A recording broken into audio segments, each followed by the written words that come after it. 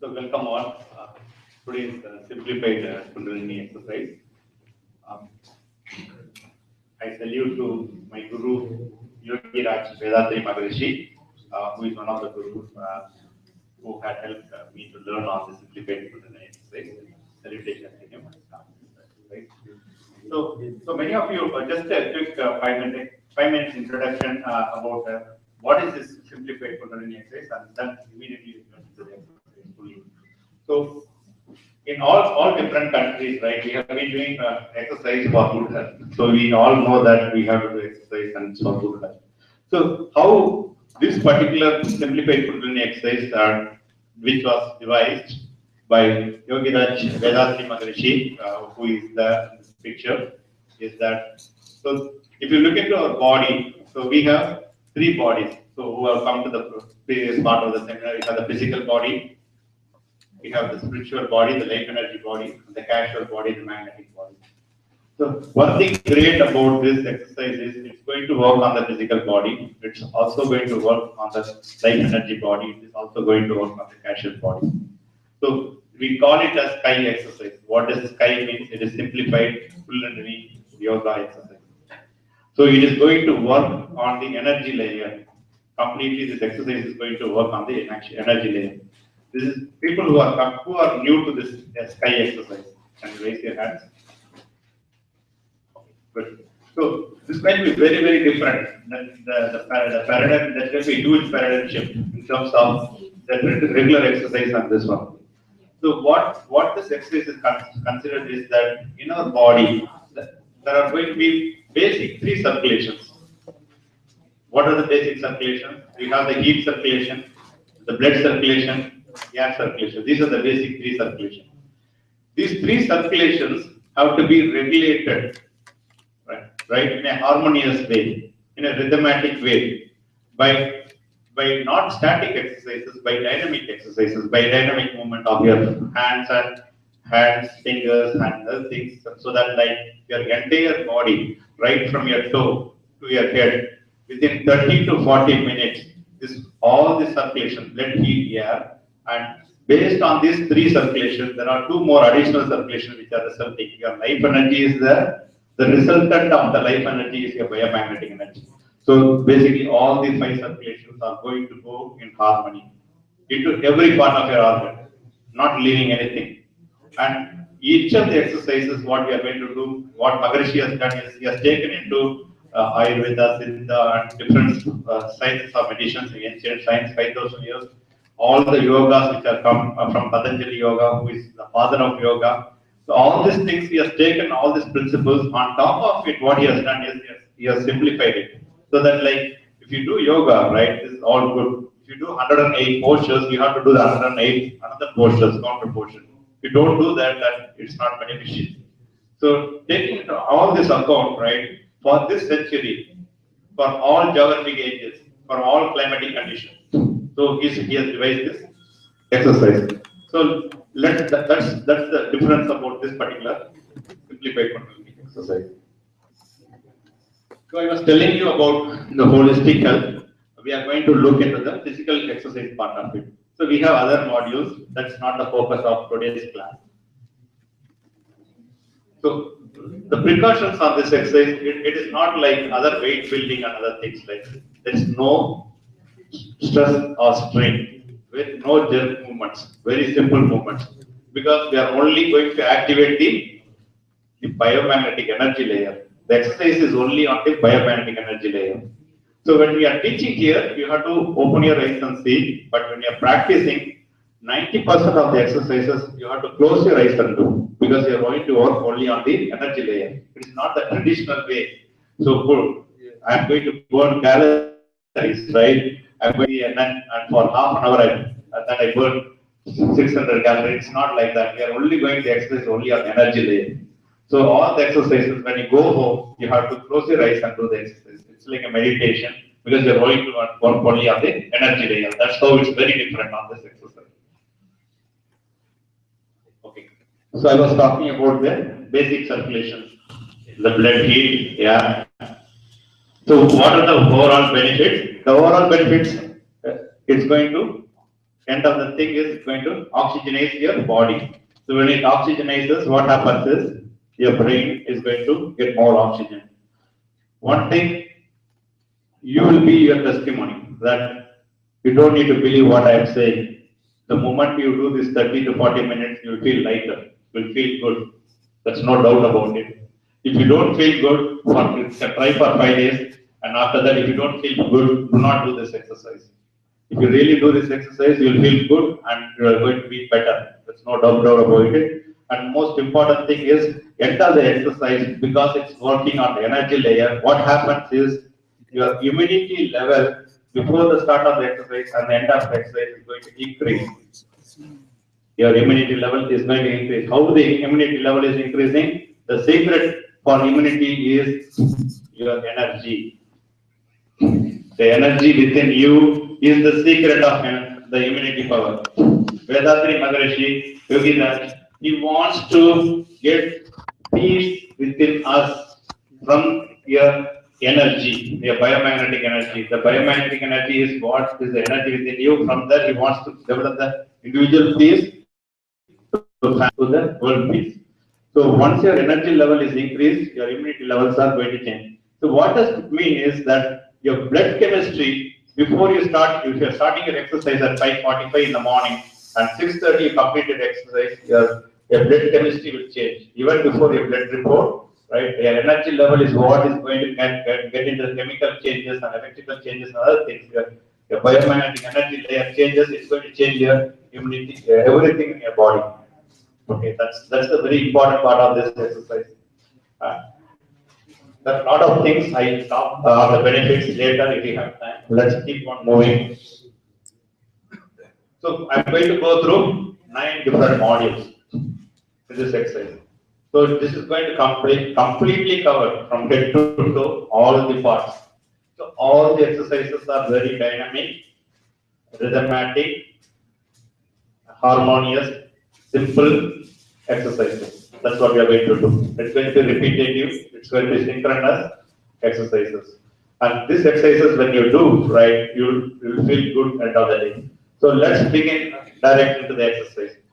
Before I go into that, any questions you have? Yeah, please. Sorry. Yeah, go ahead. In the previous slide I saw it has to be done 4 hours after solid food because I think I ate food. Yeah, sure. For today learning purpose, you are going to learn, that's okay, but I 100% sure that before breakfast you have to do that. But there's no option. If you keep this exercise at 7 o'clock, people are not going to come. Today at 9 we announced and people are still joining us. So for learning, we are giving an exception only for today. Okay, but you are absolutely right. You have to do it in empty stomach. If you have taken water, it is 15 to 20 minutes. If you have taken coffee, it is 30 minutes. If it is solid food, it is certainly 3 to 4 hours. Okay. I have one question. Yeah, please. So, how is sky exercise relating to yoga? So, would I do Surya Namaskaram before I do this? Like, how would I combine it? Very good, very good question. So, Surya Namaskaram is one of the very good exercise for your spinal cord. So, this is going to complement Surya Namaskaram. So, if you first do Surya Namaskaram for 5 to 10 minutes and then continue this. So, this does not have Surya Namaskaram is only doing your spinal cord on this direction. It bends up and down the spine. Surya Namaskaram does not have lateral twisting. So we have a special exercise called Makarasana. So where it is going to do lateral twisting in the entire part of your spinal cord. So combining with Surya Namaskaram with Makarasana, we have part A, part B and part C. Combining these two, what does it does is no back pain problems. All your mechanical problems will be resolved. 100% sure. So they complement each other. Thank you. Good question. Okay, let's get into the exercise. First is going to be a hand exercise. So the hand exercise we have to start doing. So if there is a sky volunteer, anyone can come for sky exercise. Probably that'll be great. I'm just requesting a volunteer. Anyone can come. Yeah. So this exercise is going to be standing up. It's going to be practical. That's from now on. I just thought that you're not giving anyone. Yeah, yeah. So you have to lift your hands, both the hands up, and take 4 breaths.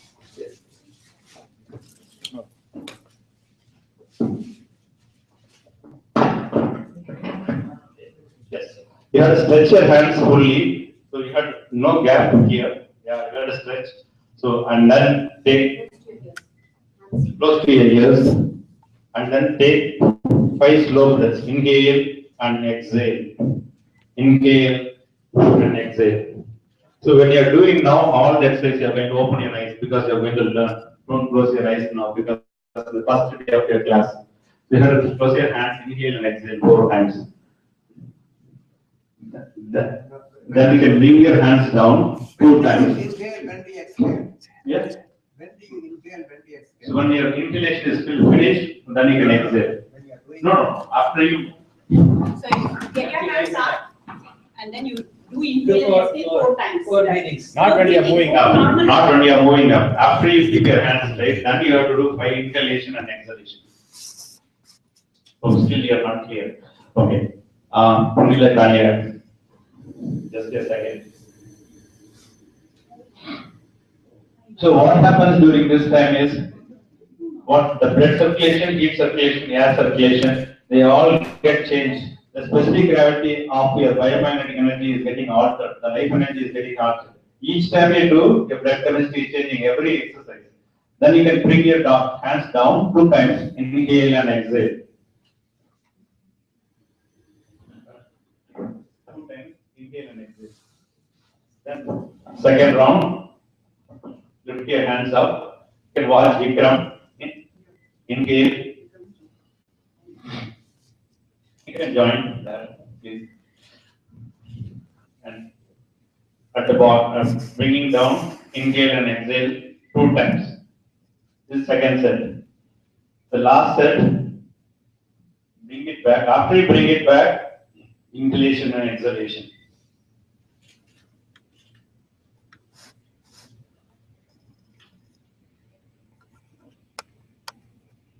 Okay. So one exercise completed. Now sidewards, you can have your hands stretched on the side, both the sides. Now exhale when you are coming to the front. Inhale, exhale. Can do 5 times. Inhalation, exhale. The very first, like both the exercises, it is going to take it's going to clear your aura. Till your aura, you are expanding, and any blocks in your aura, it is going to clear, and it is also going to expand your lungs. Okay. Next one is hand rotation. Right hand, all fingers in chin mudra. Right hand back, behind. Many people do not know back, it's front. You have to do it back side. No, the hand should go back side. Yes. So other hand should be stiff here. Other hand should be stiff and straight. And it should touch your hand and come. Try to touch your ears as much as you can. 5 times. Fingers should be all closed. Fingers should be closed. All fingers should be closed and then move. Fingers should be touching. All the fingertips should be touching. Keep your head straight. So when you finish this one, other hand, the same thing on the other hand, back side, not front. The body should not move.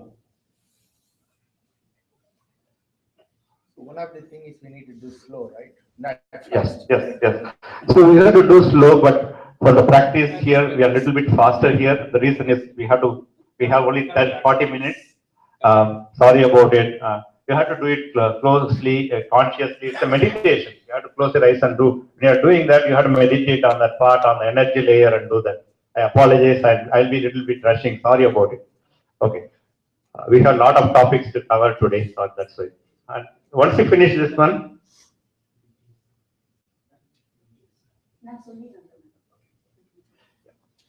then forward. Normal, Okay. Yeah. normal turning. You still keep all the fingers together. Fingers Yes, pointed yes. together. Once you finish 5 times, then you can use the other hand forward. The other hand. Yes. This is going to strengthen your shoulders and joints. Any problems on the joints are going to get clear.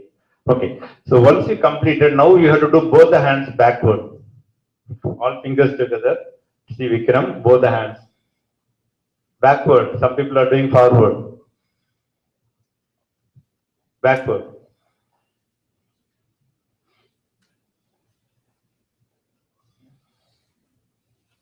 Then forward. 5 times forward.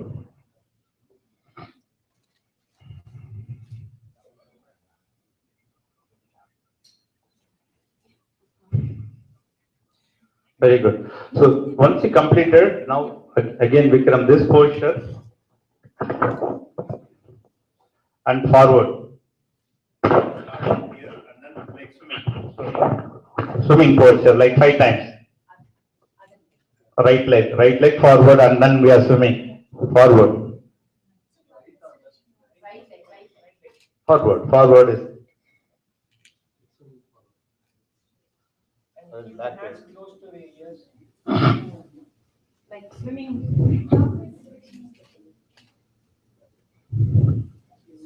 Swimming motion. Yeah, think you are in a swimming pool and you are swimming. Okay. 5 times you complete, then backward. Now, backstroke swimming. Lean back a little bit, it will become a little easier. Keep the legs in the same position. The legs are not changing.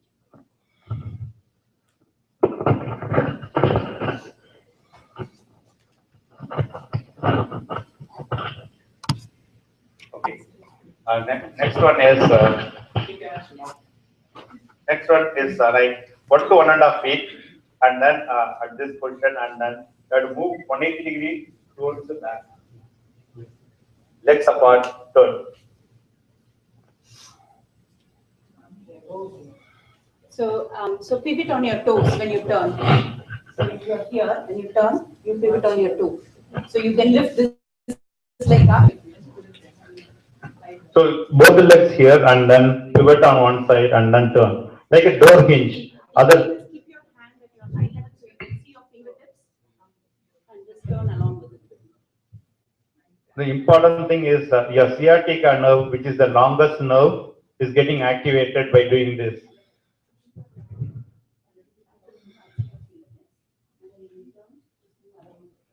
Oh, correct.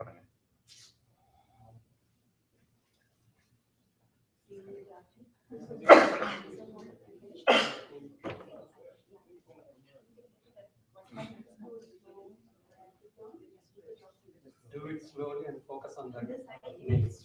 Money can correct anyone else. Yes, 10 times. And you have 5 times is sufficient. So when you are turning, don't bend your legs. It should be stiff, and you have to turn. Other leg, it should not bend. It should go stiff. So what do you think it happened? So when you're turning, when you're giving pressure on your left leg and turning, what happens is the sciatica nerve from here controls your right side of your brain. So it crisscross controls. So you don't get paralyzed on your legs. Not only that, when you're pressing your toe and you're trying to move, it activates your pineal glands and pituitary glands. So there are multiple benefits. When each exercise, there are multiple benefits synthesized. Okay. Let's move on to the next exercise.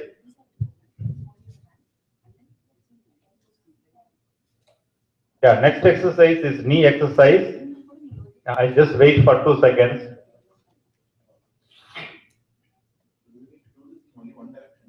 Both directions.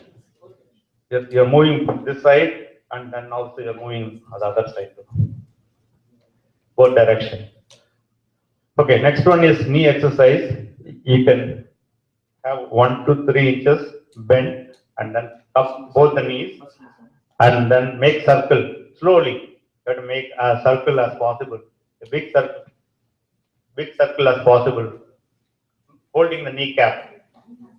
Hold the kneecap. Clockwise 3 to 5 times, anti-clockwise 3 to 5 times, and then finally finish with clockwise 3 to 5 times.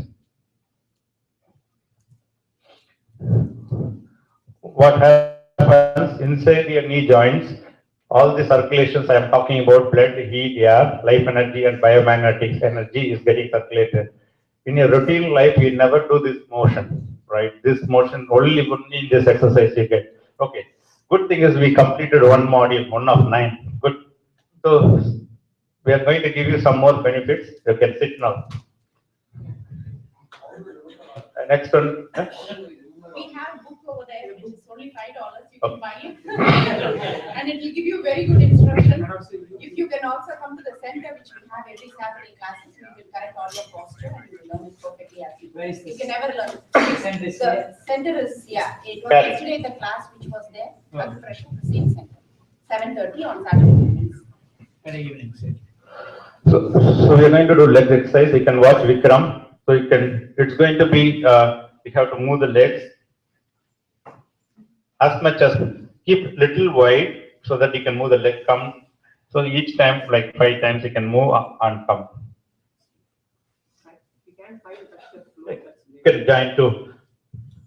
You can come here. You can. It's always better not to do it on a floor which doesn't have a mat or carpet. You have to do it when you do any yoga exercise. Always do it on a mat or carpeted floor or a blanket or something. You should not directly connect to ground when you're doing yoga exercise. The main reason is we are only working on the biomagnetic energy, which is a very subtle energy within. We are not. It is not a cardio exercise. You have to close. It's like a meditation you are doing. So the energy will get drained if you are doing in a concrete floor. So you should do it in a carpet. Or this is fine. On a wooden floor is fine, or carpet is fine. That's very important. The exercise is on the energy layer. Okay. The next wooden floor is kind of fine, but if we have on the wooden floor, you have mat, that is still better. Okay. So this 5 times done. Then the next one is rotation of legs. Viper motion. Yeah, like a car wiper, right? A bus wiper, you are moving each side. The wiper is touching both sides. Like imagine when rain is there, there's going to be a car wiper, it's moving both directions. Okay. 5 times each side, then rotation of legs. So the rotation has to go full range of motion. As much as possible, you can touch the leg. So what happens is it also helps to flexibility, not just moving a small circle. It has to go a full. It can touch even the ground.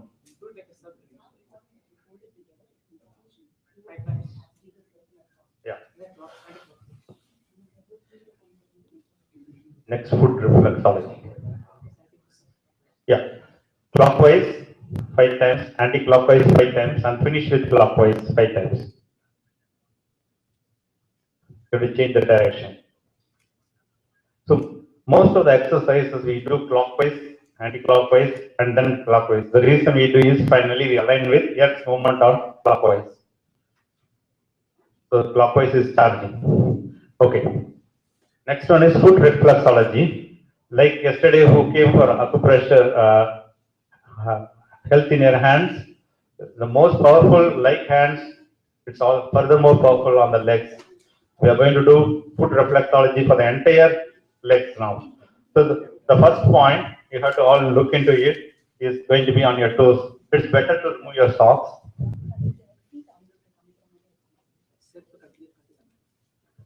So first thing is you have to use both the fingers and then press the toes from top to down with 2 fingers. When the toes you have to press with the help of 2 fingers top to down 5 times. Only the toes. I'm not asking you to do anything else. Toes top to down 5 times. Once you finish down, then bottom up 5 times. The same toe. And finally finish top to down 5 times. So 15 times you are pressing in 1 finger. Okay. You have to give some pressure. It is not touching. Only on the big toe. Only on the big toe. So 15 times done, right? Once you have completed 15 times, then you can go for next to 2 fingers, holding with each thumb for each finger. So you are going to do each thumb, each thumb top down 5 times and bottom up 5 times. So these are all switches. All the nerve endings are coming here. There are 3 places nerve endings are coming: hands and legs, navel point, and ears. When you press those points, that's going to be the bioenergy current. Because you're working on energy layer, biomagnetic energy layer, it goes and corrects the energy blocks in the organs. So that is the whole idea. So the switches are happening right now. Then the next 2 fingers, top down 5 times, and then bottom up 5 times. No, Punilla, we have to have half an hour. We only started. And we have to go zigzag. So other theory session we have to reduce it actually. Because we start. They will all come back on Saturday class and they will learn everything. Yeah. Because this, I mean, you can never teach an exercise properly in 1 hour or 2 hours. Even in 1 session or 2 sessions, you need to come on a regular basis. Unless you do it regularly and practice regularly, you will never learn it. Okay, let's continue on the last fingers and then zigzag on your entire palm, from edge of the palm without leaving any parts of your palm. Zigzag. Keep pressing the whole palm.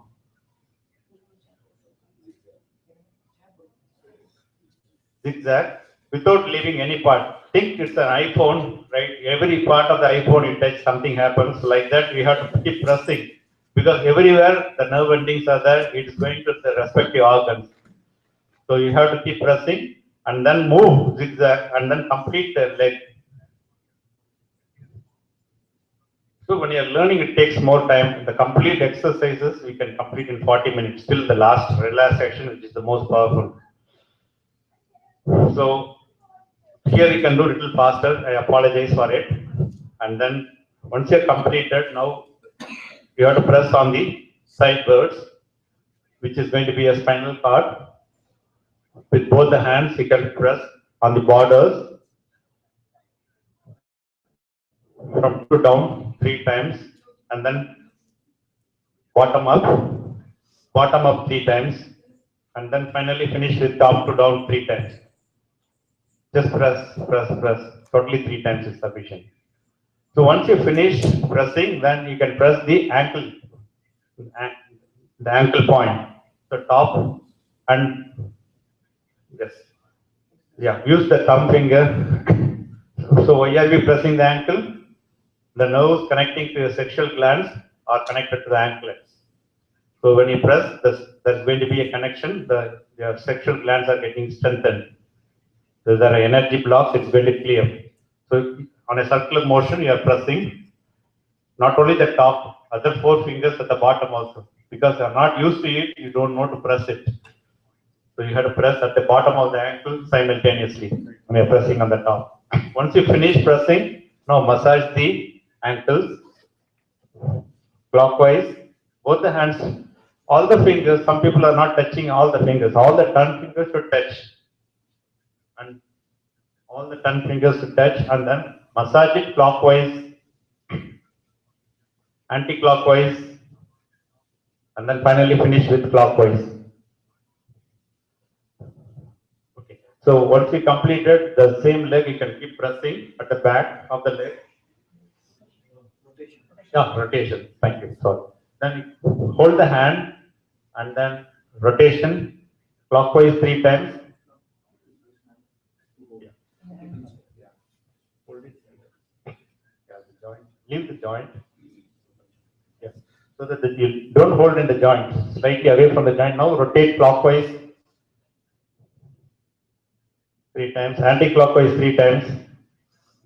And then finish with clockwise. Now, after that, you can press the inner portion of the leg till here. Okay. Now, Just lift both the legs, right, and then close your eyes and see which leg is lighter now. You can stretch your legs, both the legs. Close your eyes for 2 seconds. Are you able to feel which leg is lighter? The legs, because of this five circulation, the blood, heat, air, life energy, and biomagnetic energy is good in one of the legs. The other leg is little heavier. So let's correct the other leg. The same thing we have to follow. We have to measure it. So now you know.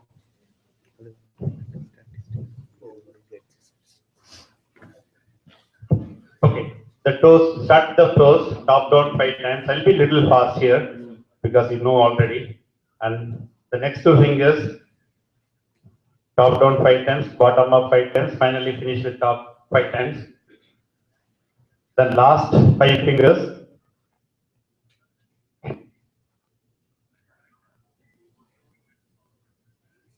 Now zigzag on the palm of the leg. Yes. So the only exercise is standing when which you are moving, right? That is one thing which we are opening an eyes. And we also have an eye exercise. We have to open our eyes. Except for the 2 exercises, all exercises you have to close your eyes. It's a meditation because we are working on the energy layer. Thank you again for asking.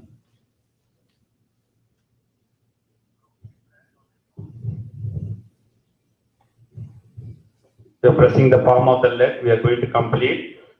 Once we finish the palm of the leg, now on the border, we are pressing both the sides of the leg. That's the spinal cord from top.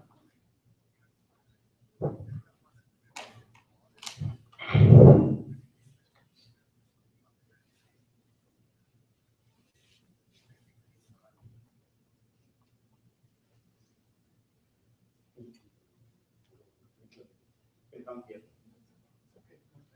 You can come here. Yeah.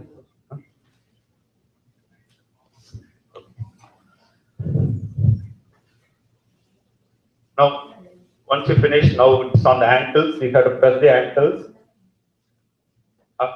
pressing the ankles, and then massaging. Before massage, you have to press the ankles with the thumb. After you press, then it's massaging.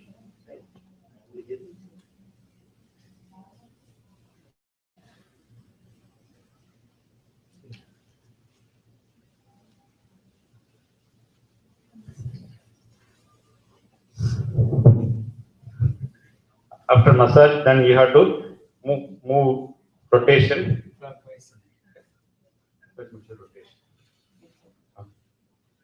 Rotation.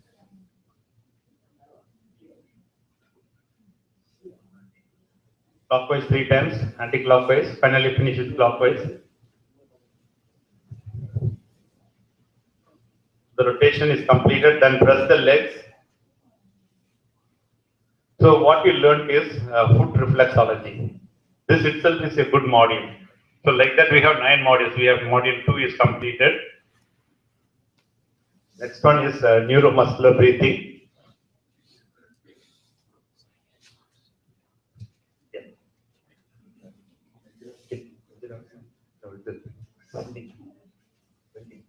Forward.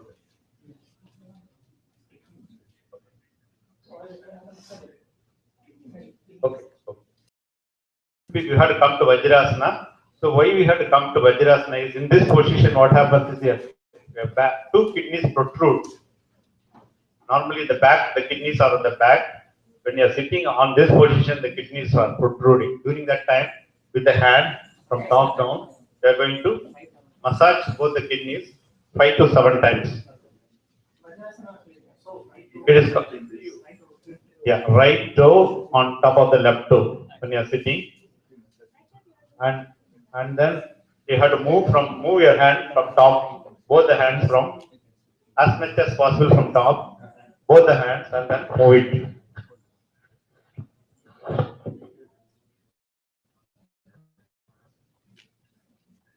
Move it down.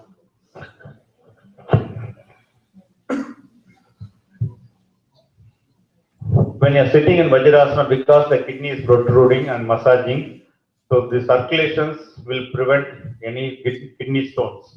We are doing every day because a lot of toxins are created It's going to increase all the circulation and the kidney stones will be removed automatically. Next one is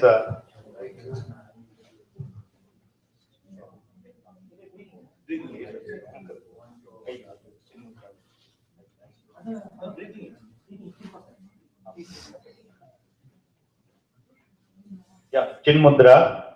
Now keep both the fingers on the groin and then bend down, then breathe out.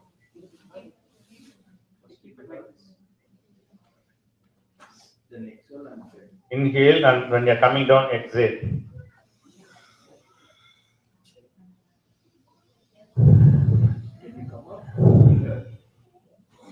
When you're going down, exhale. Good. So 5 times.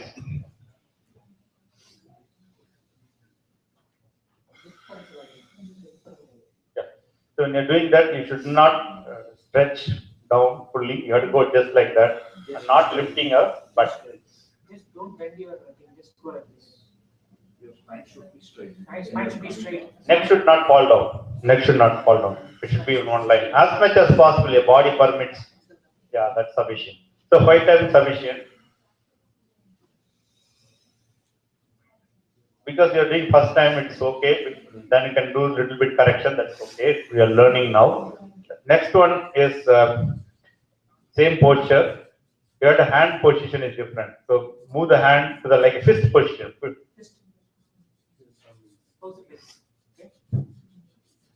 And then at the navel, just give 1 pound pressure and do the same thing. When you're going down, exhale. When you're coming up, inhale.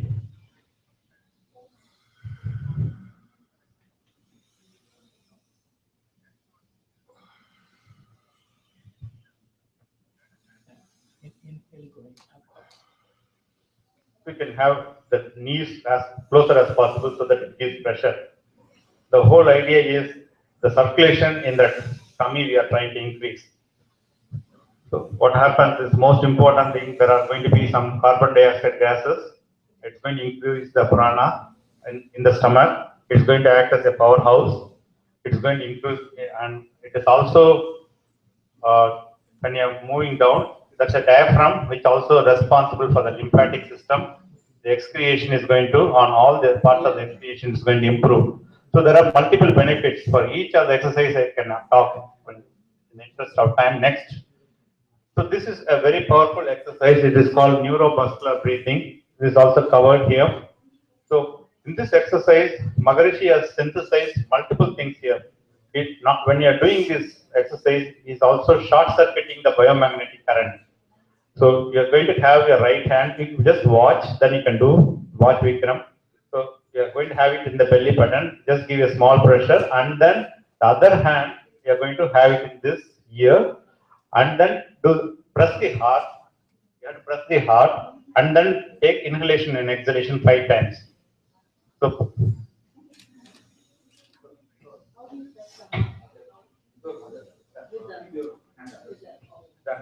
between pressing the heart.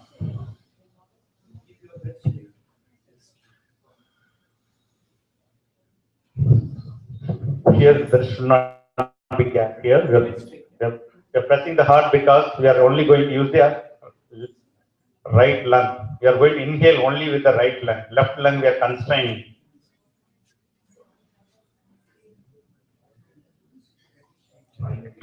Five breaths.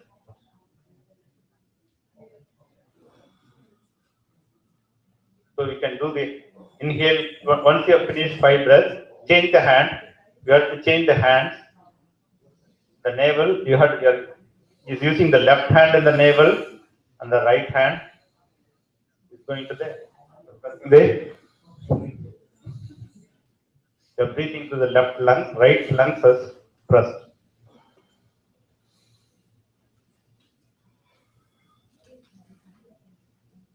So 5 breaths. So when you're done 5 breaths, now first press the heart, and then the other hand. Now you are going to breathe to the back side of your lungs. You are going to press your front side of the lungs. You are going to inhale and exhale 5 times. Some people don't know where is the heart. You have to first press the heart and then the right and I go over there. I don't know.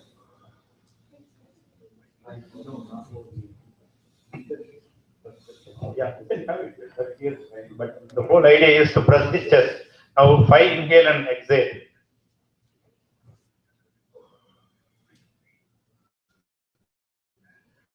Once you've done this breathing, now next breathing is going to be both the hands. Keep both the hands, close the ears and move the hand little bit more, 2 inches back, both the hands. Close the ears, close the ears. Okay. And inhale and exhale.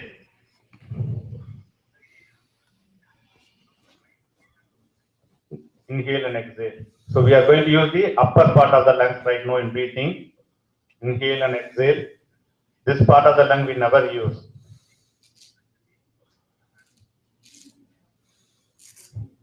The next one we are going to do spinal cord breathing. So we are going to have both like eye palming. Both the palms of the eyes should be there in multiplication. Eye palming.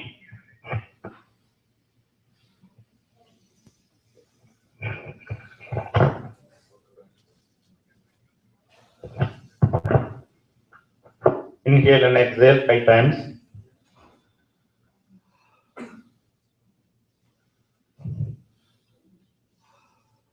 Be blessed by the divine. Vargalamdan. So, just what do you think happened in this exercise?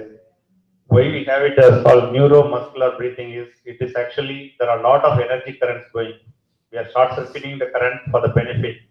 It also the left and right brains are operating separately. We are trying to equalize this. We talk about idakalai, pinkalai. It also balances that.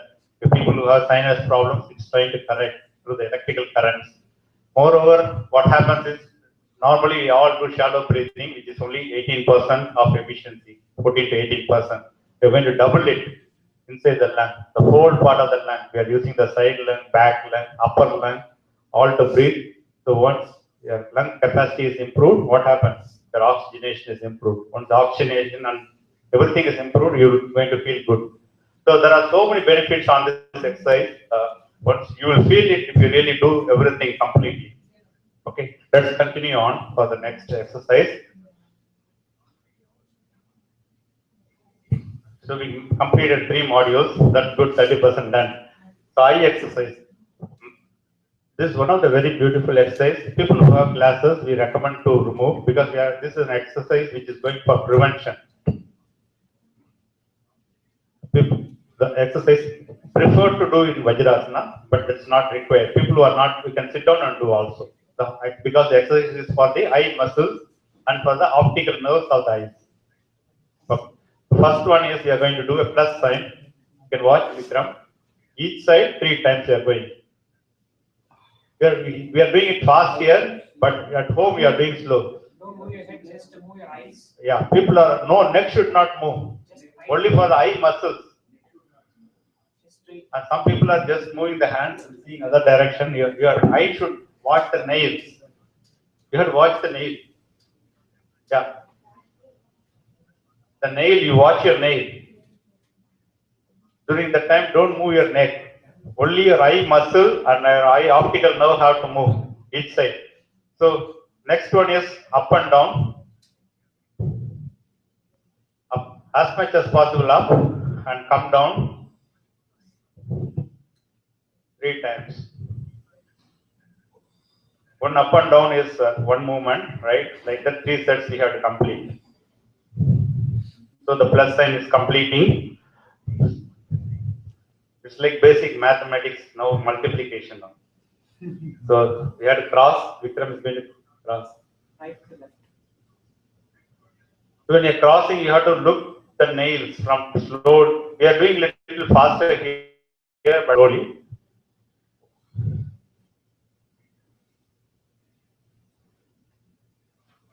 So 3 times. Once you complete it, then the other side we have to do it 3 times. Multiplication. The other side of the multiplication you have to do 3 times.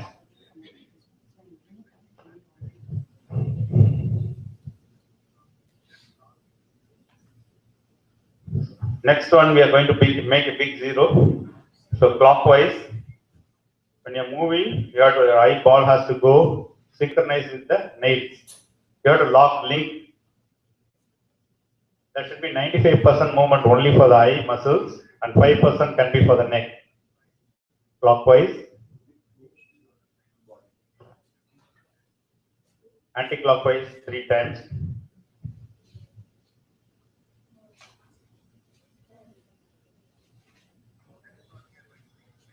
The next one is the minus sign. Yeah, then finally finish it clockwise. So next one is the minus sign, which is we are going to correct the focal length. So we're going to move farther, look at a farther object, then come look there and then come closer 3 inches. Both the hands. You know the focal length is getting adjusted now.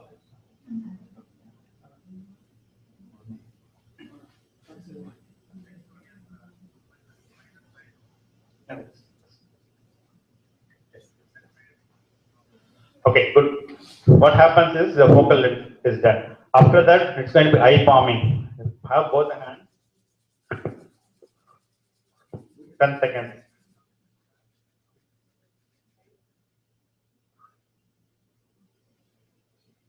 Now, eye palming is like this. Both the palm of the eye, the well of the eye, the hand should go here. Cross.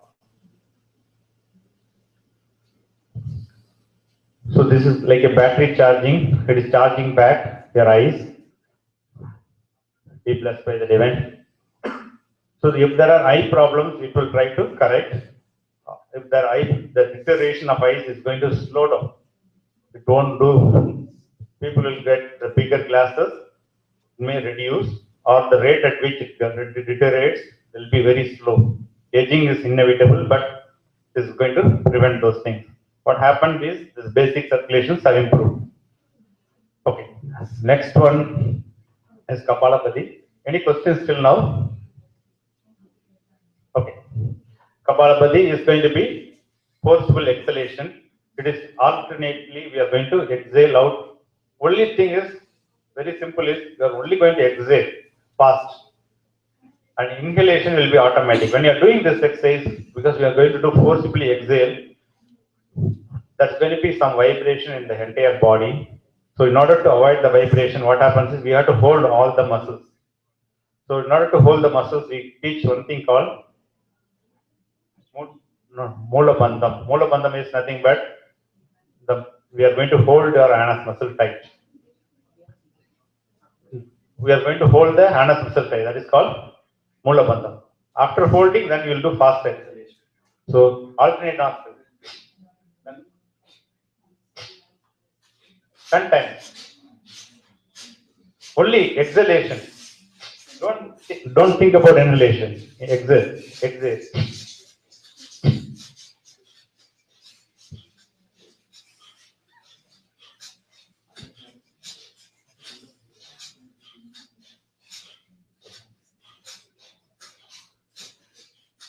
Okay, 10 times is done. Have both the hands on the knees. Just think on the crown of the head. Just close your eyes for 10 seconds. During that time, new neurons are getting created. New neurons circuits in your brains are getting created. Your Kabbalam is getting clear. Now we can come to second round. Same thing, 10 times. Mula Bandham, do your Mula Bandham and do 10 times. Alternate nostril.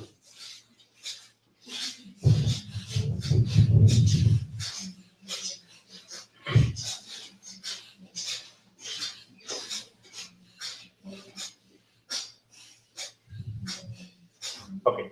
Again, close your eyes, then concentrate on the crown of our head.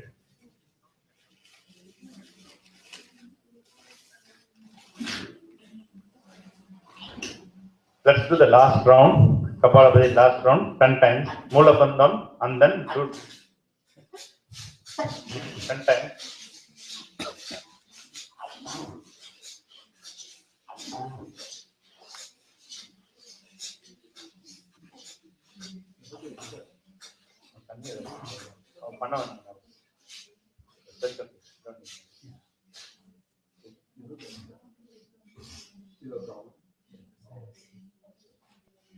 Okay. So when you finish Kapalabhati, what happens? Why we do this exercise? When you are breathing, are you okay? Yeah. Okay. Drink water. What happens is when you're breathing, there's going to be a lot of dust particles which you are inhaling. It all goes into the lungs. There is no way with the brush we can clean all the dust particles. Only with Kapalabhati, we will be able to clear all the dust particles. So this is a very beautiful exercise. One time we can do. You should not do more than 3 sets because it will heat your body to the food. Let's continue the next one. There is a question.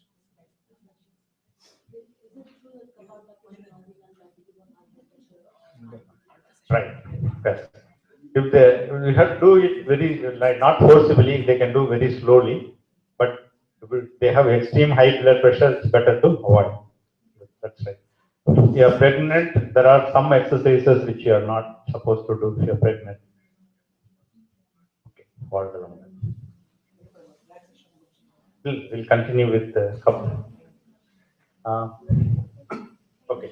So Makarasana, we have 3. Either we can demonstrate, they don't want to do, we can demonstrate and we can do. Full exercise. We'll quickly demonstrate right now. We will quickly demonstrate. Yeah. Yeah. Only Makarasana you can see, we are not going to do, you can see it because we want to know what is there, right? Because this is very important exercise for back pain and low back pain. So most of the people will have that. So that's why we have like this to show that. Yeah, in India and US, there are like millions of people doing this. There's no testimony that people, all the problems are corrected. That's what it is. You have to do it to believe it. That's all. So, yeah, you have to have hand in 45 degrees. Now we are going to twist, face to the right, body to the left, other direction now. So it's basically twisting alternate. You can stand up and see, please. You can come up and see. You will not be able to see. So each side 3 times we are moving. So totally 6 each time. So the next one is bend the legs each side. So there are different postures. Because we are changing the postures, what happens is different parts of your spine is getting activated. In your lumbar region, there are different parts are getting activated. So next one, Vikram, we'll do next one. Leg over leg, leg over leg, one leg over leg, Right on. right leg over left leg, each side 3 times, 6 times. Let's think it's completed. So now left leg over right leg, each side. So if you look in, the head goes in one direction, the leg goes in other direction. You know, there's a water towel you put in the bucket. We want to squeeze the water like that. You're going to twist the body in alternate direction. What happens is it tries to twist this entire spinal cord. There's no jerk. We are going at being a light jerk. It is if there are any imbalances for you in the entire spinal cord, it will autocorrect. No need for any surgery. Even there is a nerve is there, it will try to go and adjust and locate in and sit in a correct position. There won't be any problems at all. We guarantee you that there's no going to be, because this is not going to involve any jerk, very mild movement. Okay. Now the last one in this one is you have to hold it like a cutting plier, tighten it, and each side the same motion is same, twisting. Each side 3 times.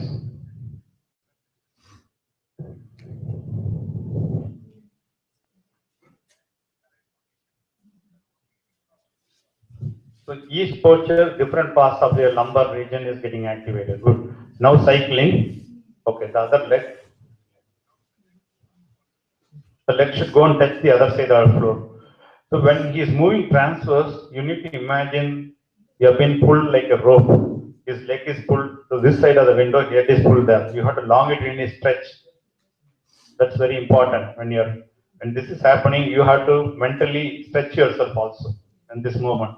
So that's where it's going to be beneficial. Now cycling. So what happens is, if there are any locks happen because of the exercise, that's getting cleared because of the cycle. So the Makarasanam part, then relax for 10 seconds, 10 to 20 seconds. This is one exercise. We have 3 parts of Makarasanam. This is part A. So whatever we did this one, we have to do it other way. Look his hand, he is having the hand raised, turn it like this, gently, and coming up. So when he is lying down, yes, sliding, now it's come. So whatever he did, looking the sky, is going to do the same set of exercise, looking back. Same twist. Head and other things are going in opposite direction. Yeah, Vikram, we can start. So your body is going in the other direction. Yeah, look the hand. So the side is seeing, the hand is on the ground. The other palm of the hand goes to the sky. Look the sky. The side he is facing, the hand is on the ground. Each side 3 times.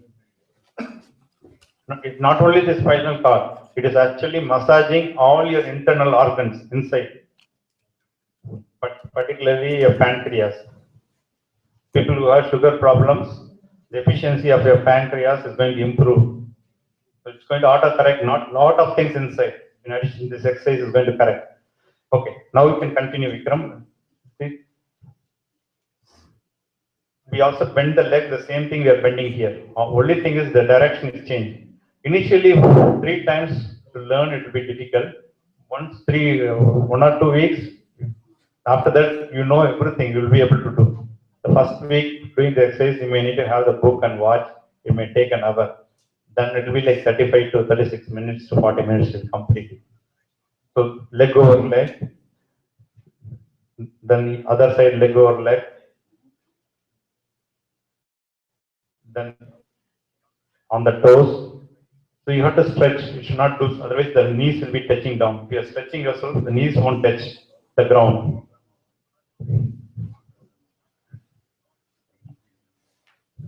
Then you have to change the other leg. The same thing. We are doing part B, Pangarasana.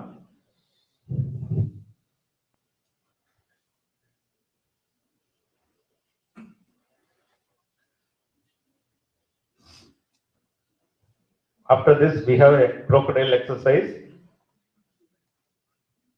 1 to 2 inches above the ground level. You have to just navigate like a crocodile. The side you are turning, you have to lift the leg.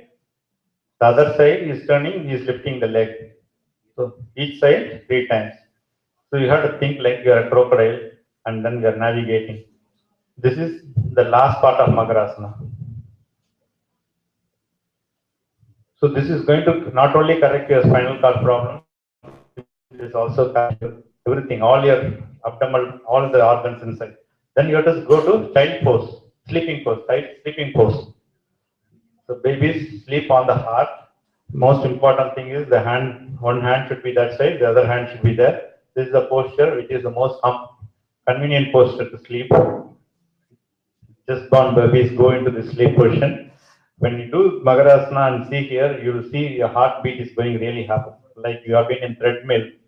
Even though exercise looks simple, it looks, the heart pumps up on this exercise. And you take rest for 30 to 30 seconds to 1 minute, depending on your time. Then slowly slide up, and then you can get up. Okay, the next exercise is going to be massage. So if we are going to, at this point of time, our biomagnetic energy is very much right now. We are using that energy to massage. So we are going to massage your stomach. It will be fast here, little bit fast. So massage fully around the belly area, clockwise 3 times, anti-clockwise 3 times, and then finally finish with clockwise. The same hand we have to massage on the left, around the breast, clockwise 3 times, anti-clockwise, and finally finish with clockwise. Now you use the other hand to massage the other clockwise, anti-clockwise, and finish. So massaging is happening. Then we're coming to has to complete. Then both the hands, ear exercise inside the ear, clockwise three times, anti-clockwise, and then finally finish with clockwise. So inside the ear you're rotating.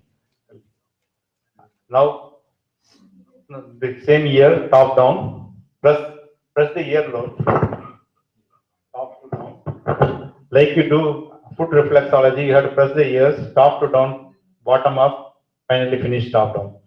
Full ears you have to press with both the hands. So all your nerve endings, there are going to be signals going from your ears too. Then temple area, clockwise 3 times, anti-clockwise, and then finally finish with clockwise. Then massage your face, top down, top down, 3 times. Bottom up should be more. Up should be 5 to 7 times when you're moving up. So you can remove the glasses so that you can move it up. So after this, we have a 14-point. We have 14-point acupressure. So we have positive and negative. So the negative is on the back. We are keeping it on the. So now we are not going. You are not going to do this,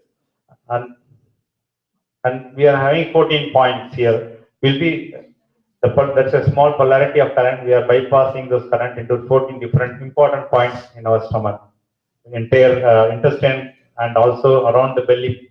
There are 5 more points, and there are other liver points and kidney and different points are there. So we are not going to cover that one today. So if you need, you can come to the exercise classes. We'll teach you that. There are 14 different points. So at this time, what happens? Your energy level is very high. So just you can close your eyes and see. Just 1 second. Just one. Yeah, okay. 1 second. 1 second, I will just say. Point 1 is already done. Point 2 is 1 inch below the heart. Point 3 is 1 more inch below. Point 4 is 1 more inch below, which is 1 inch above the navel pit. Point 5 is you have to put the finger inside the navel and lift it up. Lift it up. Point 5. Point 6 is put the thumb finger inside the navel and push it down. Point 7 is put it inside the navel and move it towards the right side. Point 8 is inside the navel towards your left side of the shoulder. Point 9 is put the right thumb towards your right leg. Point 10 is the thumb we can probably move it towards the left leg. So 5 to 10 is inside. Point 11, can draw an imaginary line from on the right side on the rib cage, 1 inch below the rib cage. This one. The entire when you are doing the other hand should be always here because we are bypassing the current. Point 11. Point 12 is 1 inch below the rib here. Point 13 is when the rib cage completes ending point, this particular point on the right side, the soft area in the thumb, using the thumb finger. Point 14 is it is between the navel and the groin, the center point with the other finger. You have to take a point which is 1.5 inch to the left and 1.5 inch on the left, down below the navel. This is the 14th point. So there are different very important organs where we are very subtle biocurrents are getting transferred into that and it is getting energized. Because this exercise is not about it's totally different. We are only working on the energy layer. It's a simplified Kundalini exercise. Okay, you have to close your eyes and do this one. We are meditating. So each time you have to meditate energy. Okay. Okay. The last one is acupressure. Sorry, relaxation. This is something we are going to do. So this exercise you can follow. All of you have to lie down, just not touching each other. You can come down. Yeah, you have to turn one side and then lie down. That's okay.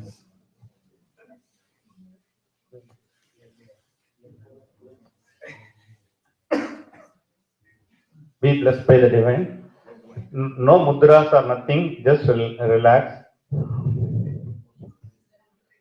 All of you focus your mind on the palm of the legs, on your feet, your blood circulation, heat circulation, air circulation, life energy circulation, biomagnetic energy circulation are on harmony. All of you close your eyes.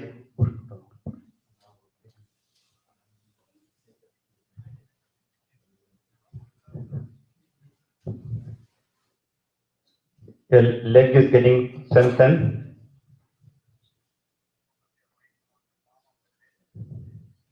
The leg is getting sufficient energy.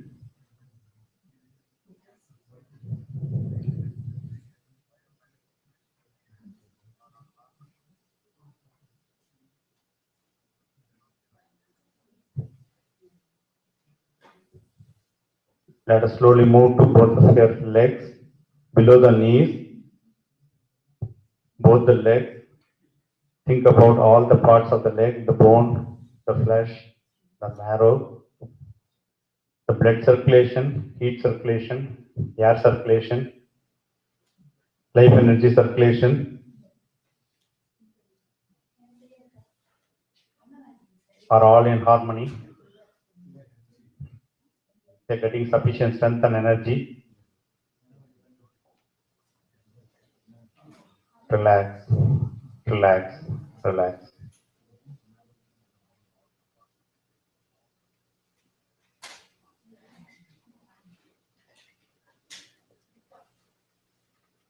Let's think about both the knees, the knee joint, the socket, the blood circulation, heat circulation, air circulation, the life energy circulation, the biomagnetic energy circulation are all harmony in the leg, in the knees. They are getting sufficient strength and energy.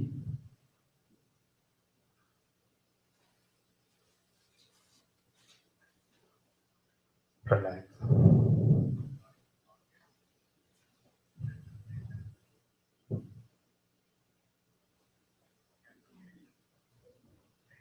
Let us go up to the thighs, both the thighs.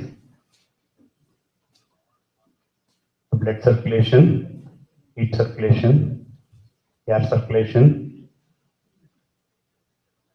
life energy circulation, the biomagnetic energy circulation are on harmony. They are getting sufficient strength and energy.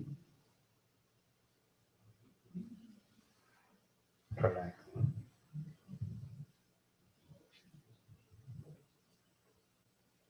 Let us go up to the hip area. The blood circulation, heat circulation, air circulation, life energy circulation, biomagnetic energy circulation are all in harmony. They are getting sufficient strength and energy. Relax. Relax. Let's go to the lower abdomen area. Let's think about all the organs in the lower abdomen. The blood circulation, heat circulation, air circulation, life energy circulation, biomagnetic energy circulation are all in harmony. They are getting sufficient strength and energy. Relax. Let's move up to the upper abdomen area. Think about all the intestine organs,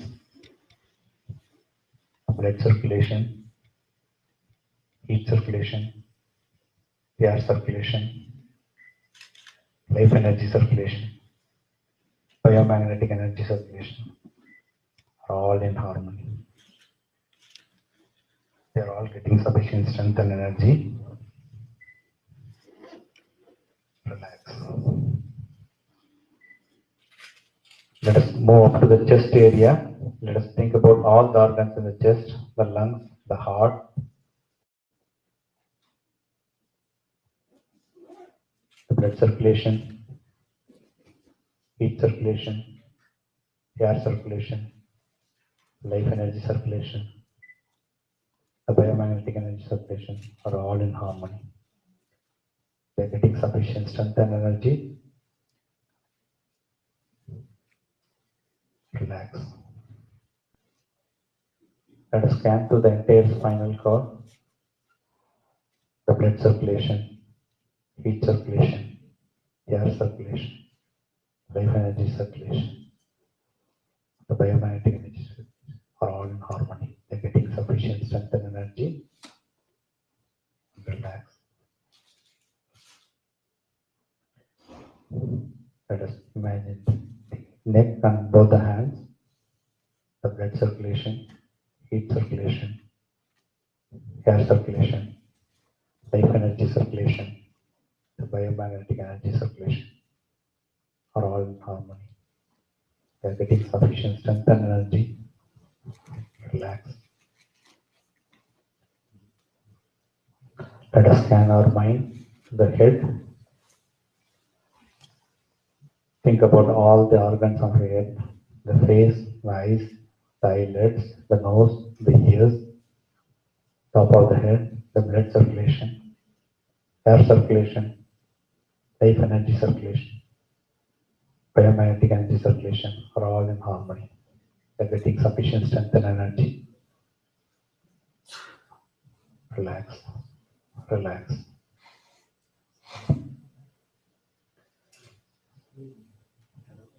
Let us scan through the brain, the cerebellum, medulla oblongata, all the parts of the brain, the blood circulation, heat circulation, air circulation, the life energy circulation, the biomagnetic energy circulation are all in harmony.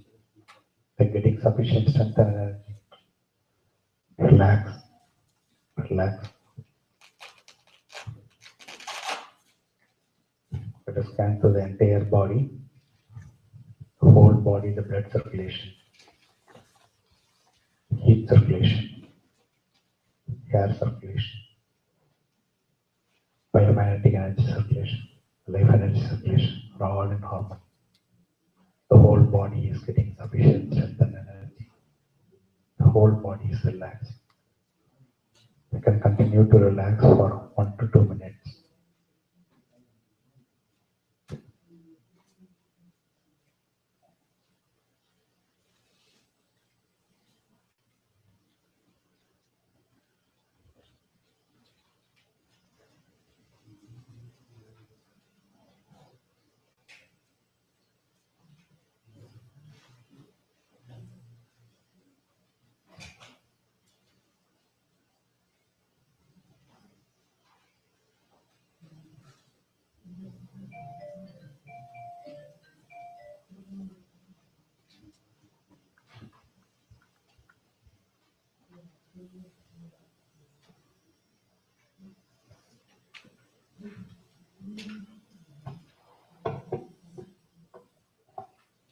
Whenever it's possible, slowly wiggle your toes, and then slowly come to waking consciousness whenever possible.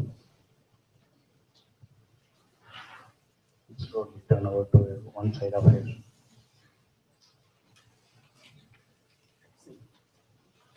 Then take it up.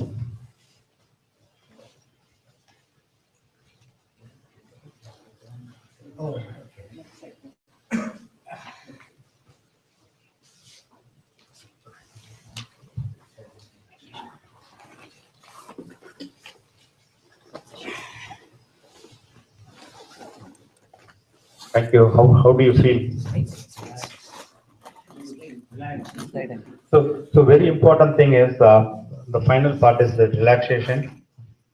So even you do half of the exercise, you have to complete with relaxation. Even you do one, there are 9 modules we taught. The last one is relaxation. So if you do only one module, then combine with relaxation. If you don't have any time, only relaxation is enough. Because only in relaxation, what happens is your biomagnetic energy transforms as immunity power. The actual transformation happens at this place. So do not miss this relaxation alone. That's the most important of all the 9 modules. How many times we have to do this whole routine per day? Only one time? Only one time in the morning. So do one time. One time in the morning. One time in the morning. So one thing is, this is one of the very valuable exercise which you can do for all ages, all climatic conditions in the home till 120 years, no problem. It's very, very valuable. Even at 95, you can do this one. It's a very good treasure which has been taught to you. It's up to you to use this tool or not. And to believe it, you do it and get the benefits. And we'll thank Yogi Ayurveda Maharishi for it. Thank you. Thank you.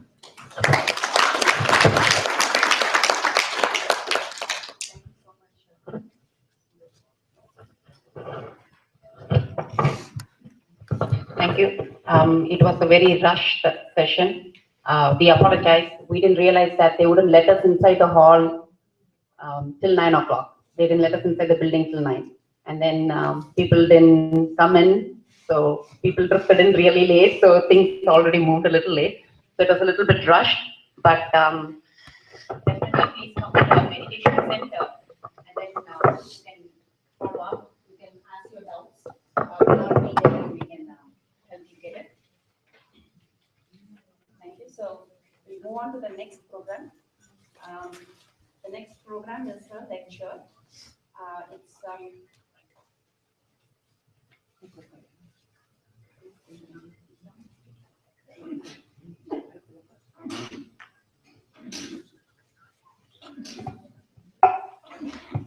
hello.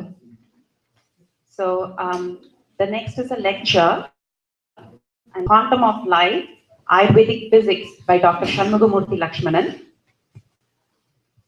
You all met him yesterday. So he's a Harvard-trained research scientist. He's a vice president for international research, a distinguished scientific advisor and head of the Indian division of sciences for the World Institute of Scientific Exploration. He's also the editor-in-chief of 2 peer-reviewed international journals, The Ancient Science and Ayurveda. He's also the chair of the Research and Development Division of the Association of Ayurvedic Physicians of North America, short for APNA. He received an award called the Ayurveda Award from APNA, recognizing his breakthrough research in Ayurveda. He also received the ISOL Community Award for Indigenous Knowledge and Culture. Inspired by sage scientist Vedatri Maharishi's effort towards bridging physics and philosophy, he established the World Community Service Center in New Jersey and also in USA. He has published more than 30 peer-reviewed articles and papers, has authored 2 books, and is now establishing the Veda University, which is to focus on ancient science and technology. Please welcome Dr. Shanmugamurthy. Thank you. Aham Brahmasmi. So today, the quantum of life is the very fundamentals of Indian science. It's very, very important for, especially for students who wanted to really develop a modern thinking, a modern a framework that we can use to build the entire science, Ayurveda, Vedic, physics, chemistry, everything. So the fundamentals of any science comes from physics, origin theory. And from origin theory, then you build chemistry, and chemistry becomes molecules, molecules become cells, from cell, so you're going in reverse. So the most fundamental science is physics in modern science. So similarly, There was an ancient science that was also physics, actually. So if you can see that, this science connects even the modern science. So we can really build an interface between the modern, bridging the gap between the modern science and ancient science, so that now our perspectives will change totally. Initially, we think that the atom is nothing. I mean, the material is a material, right? Material has nothing. I mean, material has nothing to do with consciousness. Now we are going to material is also made up of a consciousness. It is having pattern, precision, and regularity.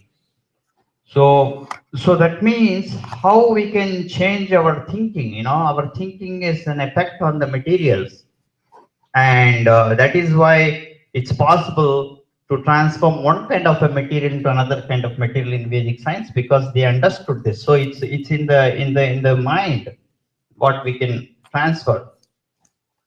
So this is the Veda University we are forming, where we wanted to bring all these physics, chemistry, everything. So these are the fundamental axiom. It's not very clear in this slide. Padartha Vinyanam. Padartha Vinyanam, there is a description about the Panchabhuta, the Brahman, the absolute space, and from space, energy particles coming up, and from energy particles, we have Panchabhutas, and Panchabhutas have 5 kind of transformations, and these transformations, there is a 6th transformation, which is called mind. So, and then we have the theory of evolution based on, so theory of evolution is like, it's not like Darwin's theory. So if you get a chance, you can look at the Journal of Consciousness book by Priyatarsshini. Looks like nothing for you in the beginning. You have to read 100 times. Then you will keep on reading new information comes every time. Because this is like the essence of the Vedic, the evolution theory has been given there in detail. It's not only evolution about, the physical body, it's the evolution of the mind. Both are happening at the same time. So this is the complete theory. So what we have to do is, before learning this, you should erase from your brain that you are made up of, cells, or your physical anatomy. You should forget. So this is how things work. Like yesterday, Dr. Priya was talking about 3 types of body. So you have a physical body, you have an astral body, and a biomagnetism called causal body. Right? So these are the different kind of layers of body. So you can think at one time, you can think only one body. So if you're thinking in a physical body, that means you become the physical. It's possible to cure the physical body when you become the physical. When you are in the astral body, you become the astral. So you can cure. So your thinking can be only one at a time. So we have nadis. So if I say your body is made up of only 5 elements, right?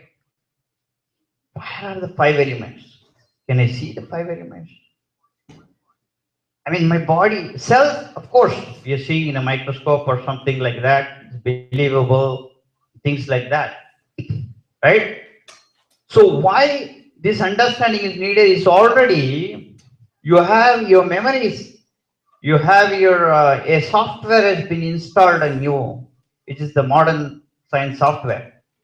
But if this software was installed already in you from the beginning, then you would have, your thinking would have been in that perspective, you would build your axiom. So you need to shift your the paradigm. It's a paradigm shift from the thinking that everything came from, whatever you have, whatever you know about chemistry, physics, all these things, if you should forget. And then you can take this theory, everything came from absolute space, right? And from there, how Panchabhuta comes and transformation comes. So the layman, this is the symbolization. In India, everything is symbolized, right? And symbolization is a very huge part in of the Indian religion.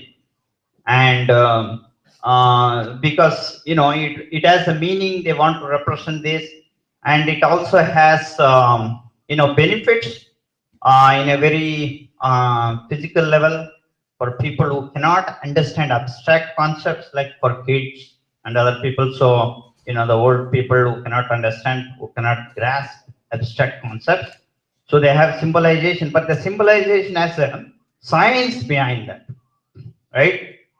So what means, Shiva? Shiva means it's an absolute space.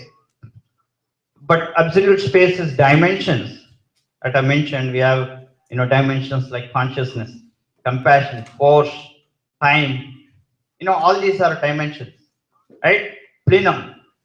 These are dimensions. They give several dimensions to this space.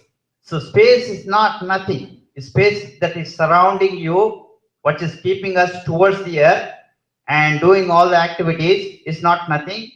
It is the consciousness. And the awareness in us will make you close to space, will connect you one close to the space.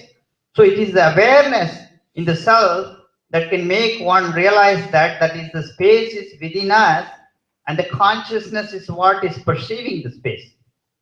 So according to this theory, all the Shiva is the first empty space. From there, fundamental energy particles come. That's called Shakti. Shakti means always energy. The meaning of Shakti means energetic. Energy is revolving, energy particles evolves from this. We have the physics, how it evolves, we have equations, all these things. But for a layman language, you can understand that the something coming from empty space makes sense than any other creation theory. Even the Big Bang or anything, everything should have come from nothing. Nothing should have existed in the beginning. And this nothing is not nothing because it is having consciousness, it is aware, right? So everybody wanted to have one God. This also makes sense because you don't want to divide your God, and this God should be the Allah. This God cannot have a form. So this God can only be formless. So this formless God can only create the second energy particles because it is the nature of this. One of the properties is very self-compressive, right? Self-compressive, like you imagine you are inside in the swimming pool and you are covered with water, and the water is surrounding you in all sides. So the forces are surrounding you equally. So similarly in space, there is nothing but just vibration. These space are vibration, just vibration, and the bunch of vibrations, they are compressed, and what happens? They form fundamental energy particles, right? These energy particles and these fundamental energy particles are called Shakti. And when the fundamental energy particles are very far away, this is called Akash. So initially, when the fundamental particles are formed everywhere in the universe, far away, and this is called Akash, right? And when the fundamental energy particles so this is the beginning, and these are the fundamental energy particles. They have different kind of rotations. They can rotate in space, in three-dimensional space. This is just one, like I'm going clockwise and anti-clockwise, but in three-dimensional space there are so many dimensions. So, but it's a relative term. Why clockwise and anti-clockwise? I will tell you in a bit. So these fundamental energy particles, when they are far away, they form Akash. When they come close together, one comes to another, they form fundamental energy particle called hydrogen, right? Hydrogen is like 2 electron system, and another element. Then you have more elements, more energy particles come, they form the atomic structure, right? And so if you have 16 electron is an energy particle, it's oxygen, and oxygen is what it is called in combustion. This is what is formed fire, dense air, and oxygen and the hydrogen they form what is called water. And water, if it condenses, right, densifies, then it becomes solid, right? So this is how the evolution of the elements. Okay. So when the evolution of element takes place, it is also you are also evolving. You are part of the evolution. We evolved through the 5 elements, right? Then from one cell to another cell. So what is happening from one cell, even in the evolution, during this evolution, when you have only all the 5 elements, each element, one of the element, the transformation dominates. So what is the transformation? So let's see. Is this a laser pointer too? Is this a laser pointer too? Yeah. So laser is actually the color is green, but it's not really green. You should understand what's the green. Okay, that's fine. Yeah. So the energy particles are rotating. Because these energy particles are rotating, they form secondary energy particles called magnet, right? So this magnet, in each transformation, each element, it forms 5 kind of transformation along with this. So this is the element. So if this is the energy particle and the magnetic is formed around it, so if it is Akash, the magnet is formed, magnetism formed here is called pressure. When the same magnetism, when you have what you call the next level, so next is what after Akash? Air, right? In air, it is called sound, right? So when then it densifies, and then you have fire. In fire, it's formed heat and light. Then you have heat and light, okay, the transformation. And in the next phase, water. Water you have, what's the transformation? Taste. And the next transformation is solid. In solid, the transformation is solid. Touch? No. Taste. Okay. Solid, the transformation is smell. Sorry. Solid, the transformation is smell. And did I tell the wrong thing for the liquid? Liquid is taste. Yeah. Solid is smell. Yeah. So when organism is formed, for example, you have a caterpillar. The caterpillar will have only one kind of a sense, the worms, right? They can only taste. Yeah. Then slowly, what happens? The next transformation comes. So they can taste and give me an example. This is having 2 senses. For example, plants having 1 sense. This is having 1 more sense. So what is the plant having a sense? Touch. Then the caterpillars, they will have 1 more sense added. Along with touch, it can also taste. Then the caterpillar turns into a butterfly. It will have another, the smell. Smell will also be there. That transformation comes as it evolves. And then you have reptiles and all, you will have eyes, sight. And then the transformation in the animals, you will have also ear. Okay. So 5 kind of transformation takes place in all animals, including humans, right? So we can also see, we can also hear, all these 5 are there. So what is the difference between animal and human being? There is no difference. Only if you use the 6th sense, it makes a difference, right? Otherwise, we evolved as animals and live as animals and die as animals. Only the 6th sense should be developed, right?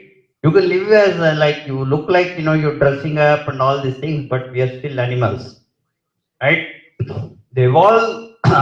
This evolution should come from the mind. This physical evolution is finished at this point. Yeah, for 5 kind of elements. So then the 6th transformation should come. Yeah. So that transformation is called, the 6th transformation is called the mind. Yeah. And we have, well, there is limited mind capacity. For example, without mind, how can an animal think? If you have a how you are a pet, your dog or something like that, without they come wherever they go, they come with you, right? So without mind, how can they think? They have some kind of so the mind has been developed to some extent, but what is lacking is what is called intellect. Yeah, intellect is different from mind. Yeah, we have a sense for reasoning. Why we have to do? We ask questions. The dog doesn't ask. It will eat if it eats. So their intelligence is much lesser. It's not developed. So we have this intelligence. So the 5 bodies. So we are made up of then the 5 elements and 5 transformations. This understanding should come, and this understanding is the fundamental of Siddha and Ayurveda. So without this understanding, you will, okay, I know modern science, I'm a modern science doctor. What are you talking about Ayurveda? What do you know?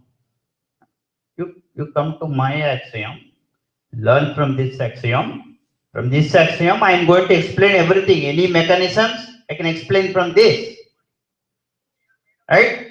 So you are talking about cells which are so big, so huge compared to this. The energy particles are very fundamental. I call it femtotechnology, right? It's way below the atomic scale, because these are the particles, energy particles. The cell is in the micron scale, right? Few microns, smallest cell, maybe 6 microns, 7 microns. That's the smallest. I don't know the current size, but I work with 10 micron cells, less than. And so the cell size is that. The size of a cell is so big. So you are comparing about micro technology with the femto technology. So you have to go to this technology to understand the science. Yeah. What is AK? Yeah.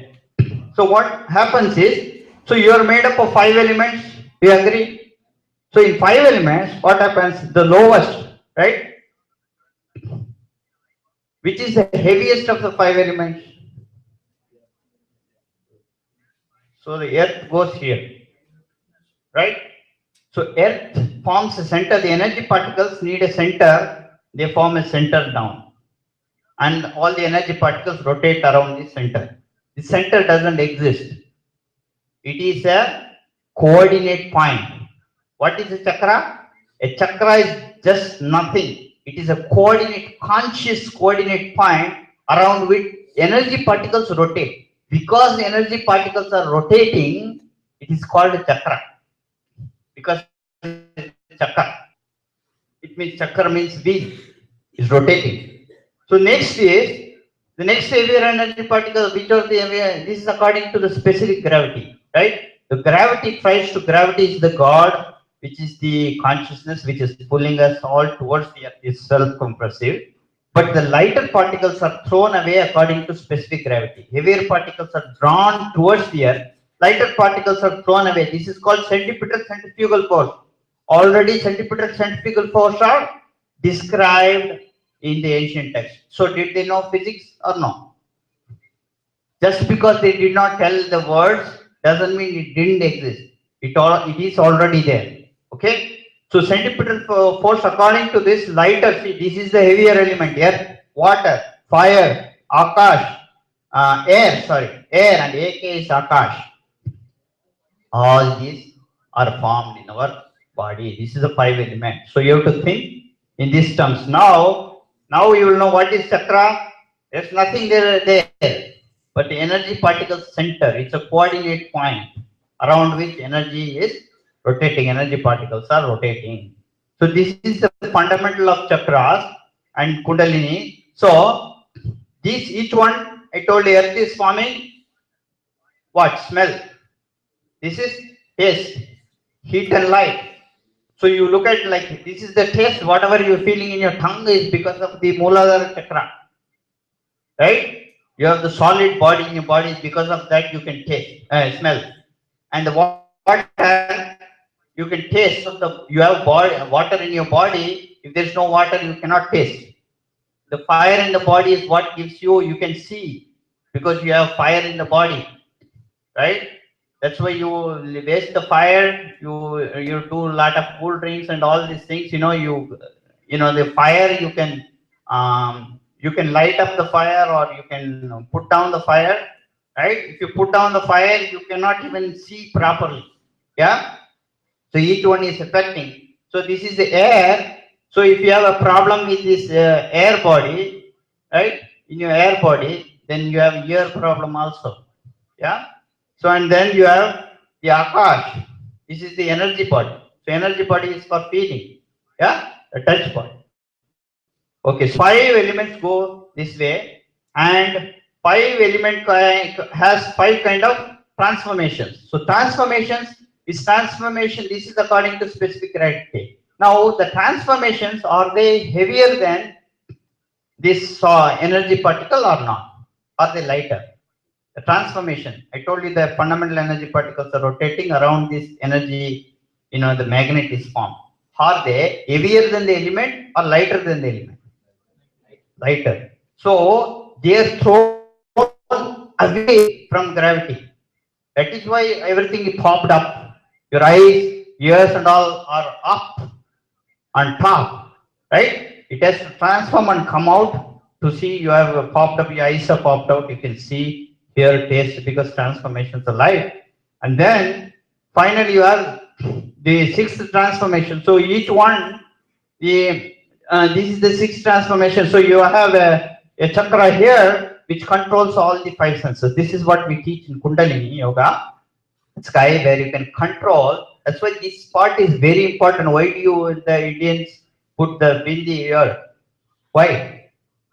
You wanted to keep control. You want to every time touch, every day you do the vibhuti and all this. Why you want to do that? Every time you want to reinitiate by yourself. You're touching, you're activating your thing. I'm not talking about pituitary gland and all. And we know the pituitary gland, pineal gland and all.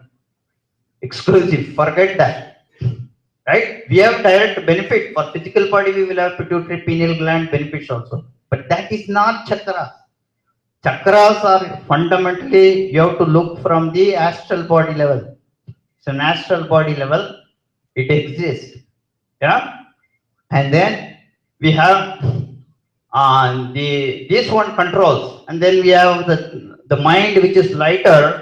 So there is another control thing here. Okay, I'm not going to that detail. So the understanding what we should have is, it is made up of all the 5 elements and 5 transformations.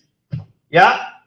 Now you have in your body, if you have when you are born, we are not born with equal number of element energy particles, right? Element, I will have more of fire. 15 minutes. Okay, very good. I will have more of fire, for example. I'm Vata, for example. Vata means keep on talking. Yeah? Will look like that. Very active. Vikram is Vata, I told him, active, you want to do something, keep on moving this movement. So where is this? For me, kind of people, air and ether is more. Right? And my wife is Kapha, for example. Earth plus water, they don't move. Yeah? So we think that, oh, this is a problem. I'm doing so many things, you're not doing anything. What are you doing? You're sitting here. I wanted to go out and, talk to people. You are like, but this is a fundamental nature of you. So if you understand that, some of the pyramids, because of the more kapha with you. Yeah? So that kind of, if you have a fire, there is also a corresponding dosha for each thing. each element. So fire, this has a property, each one will have a property. None of them is bad. The property, if you're a kapha person, means you will have other things, you can sit and make me work. Right? That's a management skill. If you have that skill, you can sit there and make everybody work. Yeah? So don't think kapha people are like, this is the quality, bad quality, or pitta is they will be very sharp. The pittas will be very sharp, very intellectual people.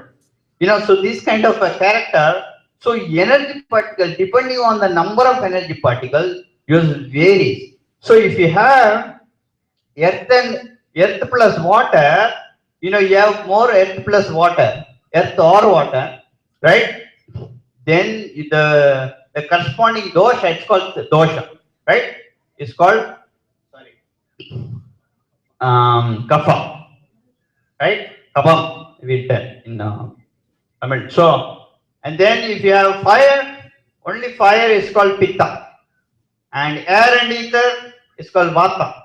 So I made so much reference, so some of them will add this to that and that, but this is the most correct, I think, because more references are for this kind of thing, don't have, and it makes the logic makes very clear. This is very logic because earth and water is just fire is something very different, very unique.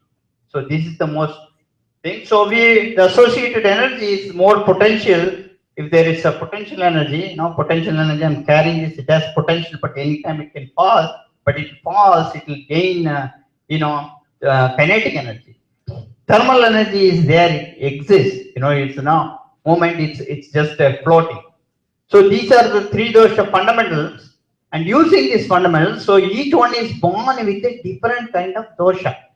Because of the 5 element principle, when we are born, we will have different ratios of these 5 elements. Right? So by nature, we are different. And we can see this by pulse, pulse. Like yesterday, doctor was saying, like Dr. Priya also will explain, how we can see using pulse and your activity, how. And we need statistics also. It doesn't mean one person saying you can have 10 doctors saying, and for 10 kind of 100 kind of people, if there is a statistic, then we can consider that this is science. Yeah. So, okay. So let me, I don't have time for the other slides. If I have, I can. So these are some of the derived to each. For example, taste in our body. If we are eating different kind of taste. How many tastes are there? 6. Arasuvai only. Okay, so there's no 10 type of taste and all. People know very much into this, about all these transformations. They know very clearly 7 types of ragas means 7 types of ragas only, for sound. Like that, this has been well known. So the taste is 7. So how is this taste form? Taste is a very important parameter, right? Oh, why every day I'm eating something bland, or every day I'm eating only sweet. What is there to do with my health? It has an important effect on my health. For example, in order for sweet to be made, it is a combination of earth and water. If you take a thing, it is if you have earth and water in certain ratio, only then sweet can be formed. The taste, the transformation, right? So many number of energy particles of earth and water need to form sweet. Yeah. So and water and fire for salty, it is water plus fire. So like that, we have all these 6 states. So here you can see that earth is what? Is it vata or pitta or kapha? Okay. So I put K plus. And so water. So there is no only VPK. In VPK, there is no vata and no pitta. Right? There is no V. Vata is not there. Pitta is not there. So only you are left with K plus. In here, water plus fire. So water is what? Kapha plus fire, pitta plus, and there is no vata, V minus. Yeah. Okay. Now, what I am going to do is, I am going to add all these elements, everything, all the 6 kind of taste, right? When I add all the 6 types of, this is not an upgraded, I have a very beautiful equation. Okay. So when I add the summation of all this will give me right hand side is equal to 0. 0 means you are balanced. Health is balanced. Yeah. But that means, are we going to eat all the different kind of taste for our life? 6 equally. Can we do that? But if you are already Vati, right? You will have some things that you don't have to eat. Right? Astringent, they say, you don't eat Vati, you don't eat astringent, for example. Right? So then you have to balance with other kind of taste, which will make you, more kapha, more pitta, that kind of thing, so that you balance.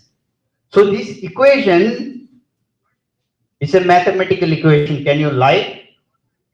Right? I want to eat only brownies. You can survive. Can you do that? You will have other kind of disease. Yeah? Only cookies means you will have problems. So we have to go for different combinations of food.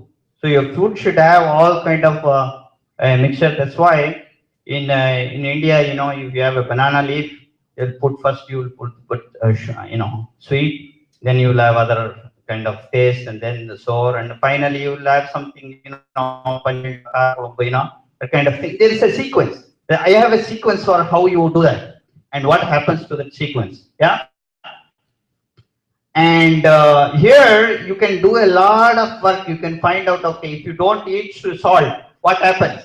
You can put all these equations, these all things go 0, and what happens to your equation on the right hand side, you will have a negative or a positive. So then you will know that you should add salt. Yeah. So that's the thing. And then, so this is the final thing I want to tell. So the sense of taste, for example, astringent improves blood supply. Yeah. And so if you eat more astringent, it will add to your blood. The soreness builds fat. Yeah. Hot or pungent, second, sweetness builds muscles. Hot or pungent develops bones. Bitter strengthens the nerves.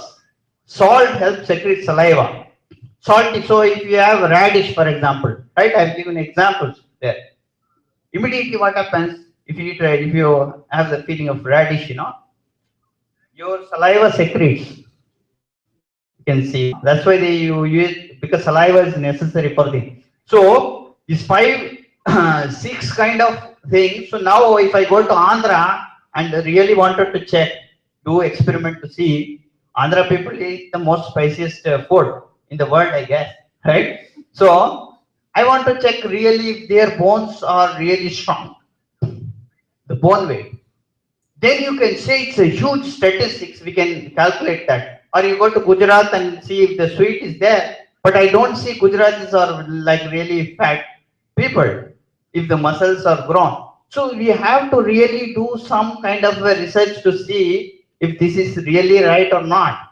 So without that, it's not evidence based. But I know, but this equation is there and a sequence is there, so that we have to take. So that's pretty much. So I'm open to this, and we are doing research on this. Okay, thank you.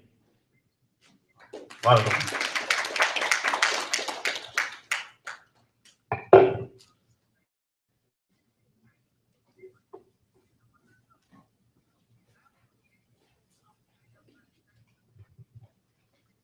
Thank you so much, Dr. Shan. It was a wonderful explanation. I'm sure any questions you had, you can always contact him after the class and ask him more questions. It was a wonderful speech. How the 5 elements work on our body and how it relates to food. And to continue with that sequence, we will have Dr. Priyatarsshini Balamurugen give a speech on Ayurvedic, how to use Ayurveda in your daily life. So a little bit about her. She's done her bachelor's in Ayurvedic medicine and surgery, diploma in yoga and naturopathy, and master's in psychology. She's also been trained in various schools like Panchakarma, Ayurveda from Kerala, which involves detoxification method.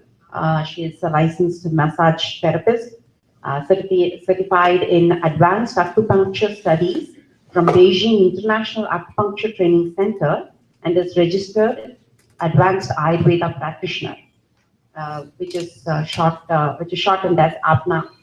She's a research scientist also for the Institute of Scientific Exploration, and has published many papers and journals and articles on Ayurveda, Ojas, and conscious living, and has presented in many conferences like APNA, SSE, ISOL, ICHM, etc. She's a master and instructor in Simplified Kundalini Yoga and has been training and teaching for many years. Please welcome Dr. Priyatarsshini.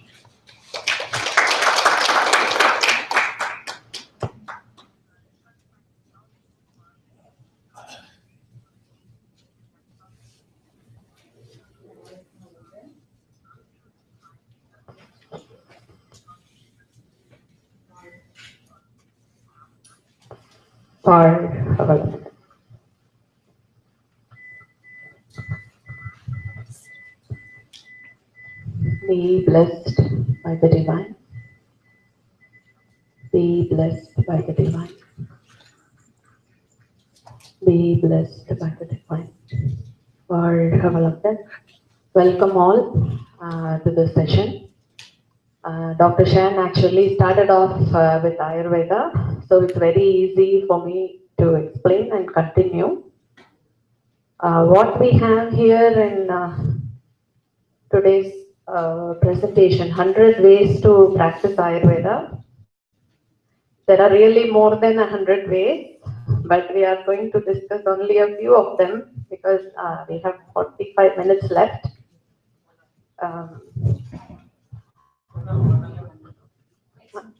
1 hour? Okay, 1 hour. Great time. All right. So, we always offer our prayers to Dhanvantri, who is the Lord of Ayurveda, before we start an Ayurvedic session. And also, we will invoke all our gurus to be present here to take home whatever suits your life from the things we are going to discuss today morning. All right. So, please pay attention, and there are some things which you can immediately incorporate in your life, and there are some things which will be useful in future, or a few things which can help your neighbors, friends, and all those things. So everything doesn't apply to one particular individual, but you can always relate. So we are going to discuss about the origin of Ayurveda and the treatment modalities, what we use, how we diagnose stuff. And then my favorite part is Dinacharya. Dinacharya means your way of life from the morning until night. What do we do? And what are some simple things which we can follow to enhance our life? So that's for Dhanvantri. First, we must know Ayurveda. 2 words. Ayur is life and Veda is science. So we are going to learn about the science of life. So science of life, you know what the definition of health in Ayurveda is? Samadosha, Samagnischa, Samadhatu, Malakriyaha, Prasanna Atmendriya Manaha, Swastha Vidiyate. So this is by Acharya Shushruta. How does he define health in Ayurveda? Yesterday, whoever attended the session, we discussed the WHO's definition of health. So see, 5,000 years ago, Acharya says, only he whose doshas, Vata, Pitta, Kapha, and the dhatus, the 7 dhatus, Rasa, Rakta, Mamsa, Meda, Asti, Majja, and Shukra, and Agni is balanced, appetite is good, all tissues of the body and all natural urges are functioning properly, and he doesn't stop there, and whose mind, body and spirit that is the self, are cheerful or full of bliss, is a perfectly healthy person. So if we are going to miss even one single point, what he mentioned, then we are not healthy, full stop. So if we feel dull today, and if we feel, oh, I don't have an appetite, if we feel we can't do our normal activities, you're feeling lethargic. So all these things are signs of not perfect health. Okay. So we will go one by one. The three doshas are the basic theory which Ayurveda is built on. And the three doshas are Vata, Pitta, Kapha. Dr. Shan already explained it. And here I want to mention the seat of these three. This helps to understand the imbalance in our body. So let's go for Vata first. Vata, there should be a seat for everything. Vata is actually space and air. Vata is what? Space and air. Are they light or heavy? Light. But the seat of Vata is not in the upward space in the body. It is below the navel. Where is Vata located in the body? Main seat of Vata is below the navel. So if somebody gets an arthritis, which is said to be a Vatic disorder, where do you have your pains first? Always. It is in the knees, ankles, hip, yeah, lower back. So all these regions, Vata dominates. See how it is just opposite. Okay, the seat of Vata is here. And the next is Pitta. Where is the seat of Pitta? Gallbladder, stomach. So it is between the xyphisternum here and the belly button. So in between here, all the digestive organs, what do you have from here? Spleen, pancreas, stomach and liver. All these are digestive organs. All these are present in the mid portion of the body. If your digestive fire is not working properly, if your pitta is not functioning properly, which area gets disturbed first? Digestive system. So which area also gets enlarged first? It is our abdomen. Okay, we start storing fat in the abdominal area. So next is Kapha. Kapha is water and air. These being the heaviest of the five elements, where are they located? Lungs. It is in the chest region. So it's between here, xyphisternum, and below the neck, or even above. So from here to here, you have all the Kapha disorders. You have sinusitis, you have the lungs, which is filled with cold, cough. We have all the symptoms, and we have always phlegm in the throat. So these are Kapha disorders. Now we know clearly the seat of the three doshas. And how do we know the condition of the three doshas in the body? So there is a diagnostic technique called pulse. So yesterday morning, whoever attended Dr. Selva Shanmugam's workshop, the presentation, he taught you how to check your pulse. So the pulse is checked in Ayurveda, 3 fingers, the first 3 fingers, just below the Karasya Angushta Mole, it says. Angushta is this finger, and then on the base of this finger, you start with the first finger and one below the other, all the 3. And then you close your eyes and first put a little pressure on the first finger, the index finger, and the second one, middle finger, and the third one is the ring finger. So index finger tells you the condition of Vata in your body. middle finger tells you the condition of Pitta, and the ring finger tells you the Kapha Nadi. Okay, so this you see the volume, the gati. Yesterday he explained there is a hen Kukkuta gati, and the second one is the like a tortoise, and the third one is like a slithering snake. So these are the normal gatis of the three nadis, and this is one of the tools we use to find the function. So if every person has the three doshas, are everybody the same? Everyone is very, very unique. Why? Because we have permutations and combinations of these three doshas. We call that Prakruti. When a person, a baby is born, it has a Prakruti, constitution. The Eka Prakruti, one which is very uncommon nowadays, and it's always Dvandva Prakruti. It's Vata Pitta or Pitta Kapha or Vata Kapha, like that, according to predominance.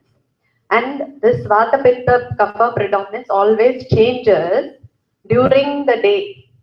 In the morning, when the sun rises, it would be different. The basic constitution will be the same, but the condition in our body keeps on changing. Our body is not a standard thing. It is a process. It is like a river. In the river, you see the flowing water. After a moment, you see it's not the same water. It's gone. So our body is a process. Can you repeat that? My body is a process. It is not as you see in the mirror every day. You see the same. It's not the same. It's keeping on changing. Okay. So with this understanding, we'll go to the next. You're clear with this? Vata Pitta Kapha, the seeds and the constitutions and how you find out. And there is a something called dosha quiz. I have my we have the website address at the end of the slide, and if you go on there, you can find the dosha quiz, and you can go and enter all the questions there. You enter your answers, and it will derive a Prakruti. What Prakruti? It depends on, yes. In the slide that you presented earlier, Hmm. Kapha appeared to be towards the bottom, and because of the outside, Yes. what you are presenting here is a different relation. Yes, but why it is placed like that is for in Ayurveda it is reversed. Okay, but the chakras, when you look at the energy body, it is placed like this. Okay, here the earth and water are there, and here fire, it's the same place, it hasn't changed, and above are that is the energy body. But when it comes to the physical manifestation, it is reversed. Okay. So about the dosha quiz, when you enter the yes or no answers, and then finally you derive at your Prakriti. It has questions about how do you walk, how do you think, is your hair too dry, and is the skin too dry, and all these things, all different parameters we take into consideration, and it is a generalized quiz. Anybody can take it and derive at what their Prakriti is for a basic understanding, right? And these are the seven dhatus. Seven dhatus, the food we eat. So this is the digestion process and conversion process in Ayurveda. Why we have to understand this is when we eat food, the food is first converted into the plasma. Plasma is converted to blood. Blood is converted to muscle. Muscle to fat, and then bone. Bone is converted to marrow and nerve. Brain is also marrow, and then the reproductive tissues. Why I need to stress the importance of dhatu conversion is the way we look at a disease in Ayurveda. Somebody has cholesterol, for example, somebody has cholesterol. Here we can correlate cholesterol to the fat tissue. Okay? And also the body is a little bit on the obese side. So there is more weight. and there is more fatty tissue in the body. So what happens when the conversion stops there with fat, and fat keeps on accumulating in the body? So it doesn't convert to the next dhatu. What is the next dhatu? Can you read, please? Bone. If all the food we eat goes up to the fat and gets converted to fat, and it doesn't get converted into the next one, which is the bone, what happens to the bone? Weaker. So what do we hear now often? Osteoporosis. There you go. Vitamin D deficiency, osteoporosis, your bones are weak, your teeth are weak, hair fall. So hair, teeth, and the bone are the same tissue. So if you want to correct that, what will you correct here first? The dhatu conversion should be corrected, because the fat is not converting to bone. So once the Agni is corrected, where it starts? From the Agni. So when it is corrected, the conversion again takes place. And we see a lot of infertility cases. Infertility in people where there is a lot of fat, because it doesn't convert to the next tissue, and next tissue. To see the correlation with this table only, you can understand diseases. Like how we understood through polarity yesterday, this is one more way of understanding our body and diseases. Got it? So what are the steps in healing in Ayurveda? So you found out there is some problem, okay, in the dhatu conversion there is some problem. So how do you treat that? So the first one is balance the three doshas. Find out the stage of pathogenesis. In Ayurveda there are 6 stages of pathogenesis. They are called Chaya, Prakopa, Prashama, Sthana, Shamshraya, Vyakti and Veda. So Chaya, only when there is accumulation of doshas, there are symptoms that are told in the Shastra. So if you catch the disease in the first stage, just in the Chaya stage itself, just like that, you can eliminate it. But if you don't intervene and you let it progress and progress and progress to Vyakti, Veda stage, it becomes incurable. That is what Ayurveda says. So when you don't catch it early, then the disease progresses to the 6 stages, and the final stage will be incurable, or sometimes it is yapya. Yapya means only controllable. It is not totally curable. So they have recorded what are the conditions. Okay. So you have to balance the three doshas and to the natural state of your natural constitution, and then you have to clear ama. So we are going to talk about ama. Ama is a very important concept in Ayurveda. So we are going to talk about it, and we are going to also learn dinacharya, our daily routine. Then the diet, balancing the 6 states. You already heard enough about the 6 states and how it balances the 5 elements. And you have herbs and detoxification. I don't have much information on Panchakarma, but so I will elaborate it in this slide. How many of you have heard about the word Panchakarma? Please raise your hands. Panchakarma. How many of you had undergone any Panchakarma treatment? Okay, good. So Pancha means 5. If the doshas are too much out of balance, when you cannot just give herbs and palliate it, you have to eliminate it from the body. You have to eliminate the excess because it has become too much excess. So the process of elimination is categorized into 5 steps. It's called Panchakarma. So we saw already the seeds of different doshas. So if it is Vata dosha, which is more here, then the Vata dosha is eliminated through enema. What is an enema? How many of you know what is an enema? Yes. Enema with oil or decoctions.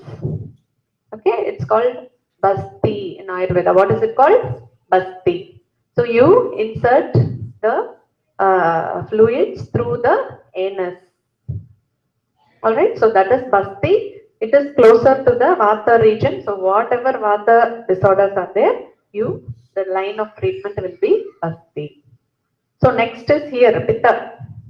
For this, there is a cleansing. It is Virechana, purgation. How many of you have had castor oil when you were young? So many hands. So that is Virechana. This is the seat of Pitta. Whenever there is excess Pitta, we give Virechana. And then it will eliminate the excess Pitta. So what happens to above the chest and above? Kapha. There is the Vamana. It is called emesis therapy. We give some herbs to make you vomit.